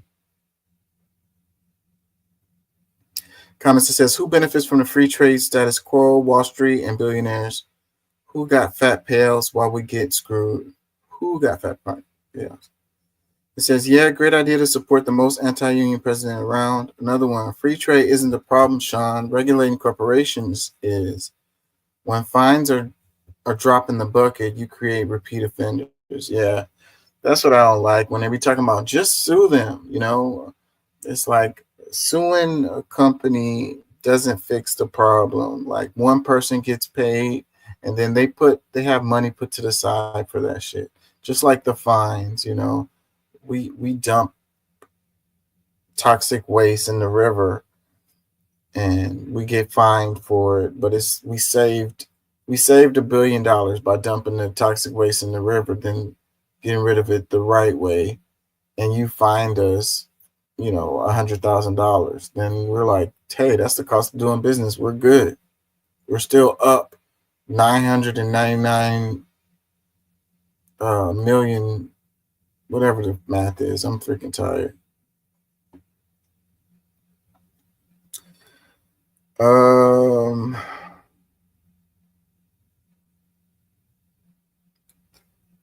And this guy said free trade isn't the problem. I don't know. Free trade maybe is a problem in some circumstances, man. Like, you know, and then it's that story with Honduras. I probably should go back to that because it's kind of related to this, because we're talking about like when we talk about NAFTA, North American Free Trade Agreement, and how they, you know, just moved across the border and exploited those workers and screwed over the workers here in the United States, and how, you know, the corporation becomes like the government. I think I'm gonna end on that one. Let me find this, and we'll end on that. It's the one about Honduras. And this is a story that should be getting way more coverage, because we had the what they call Banana Republic or whatever, the wars, banana wars and all of that, you know, and a lot of the exploitation that happened in Central and South America was behind all of this same stuff. It's related to being able to sell bananas or avocados or whatever, and you know, exploiting those resources, those local resources, and basically stealing them from the people that's there.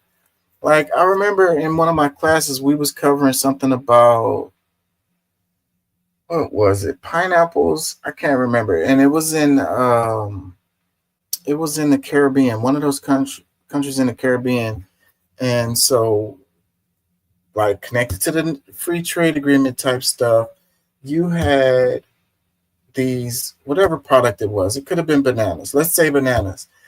They produced bananas. It was a corporation, and they produced these bananas in this Caribbean country, and they could sell those bananas cheaper than the local people that lived there. They was growing bananas. The banana's not the crop, it's something else, but I can't think of what it is. Onions, something, I don't know what it was, but the people who were growing it there in the country couldn't sell it.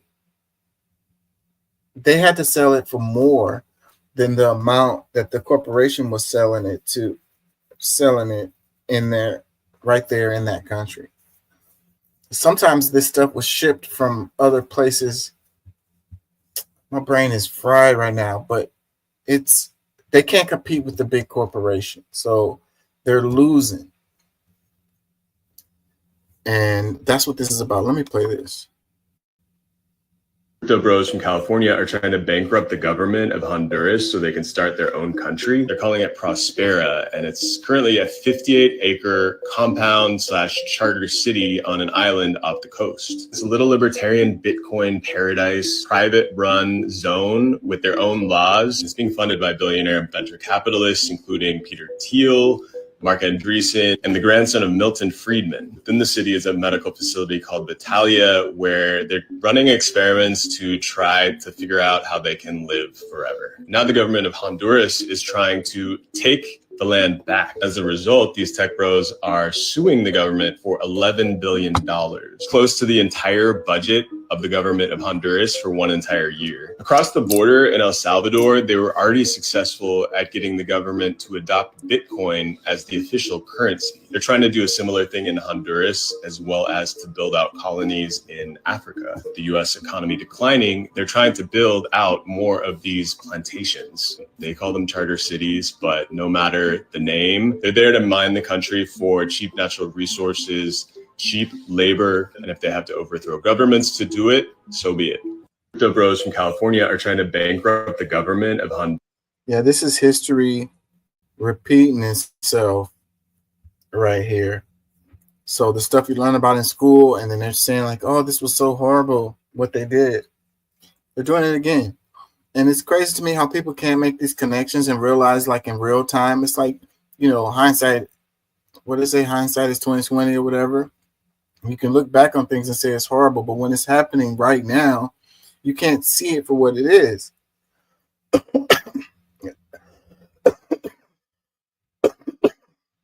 It's crazy how a country can be like, we want our own resources. Y'all can't take our shit. And then the corporation is like, okay, fine, y'all can use your own resources. Just pay us the money we would have made, and y'all can have it back. It's like, what?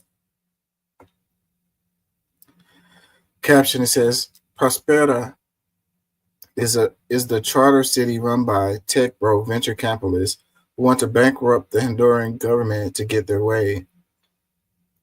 It says, learn about this via presentation by the people behind Vincent Food Docs.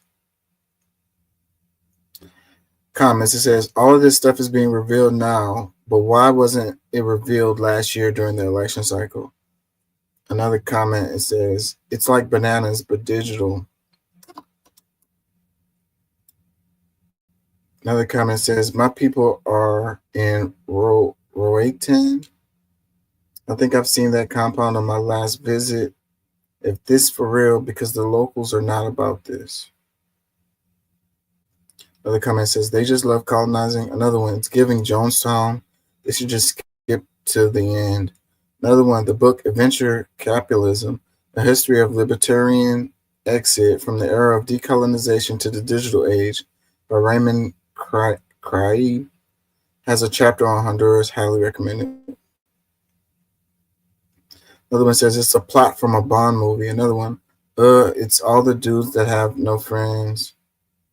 Another comment says, this is terrifying. I'm sure we're going to start witnessing some crimes against humanity.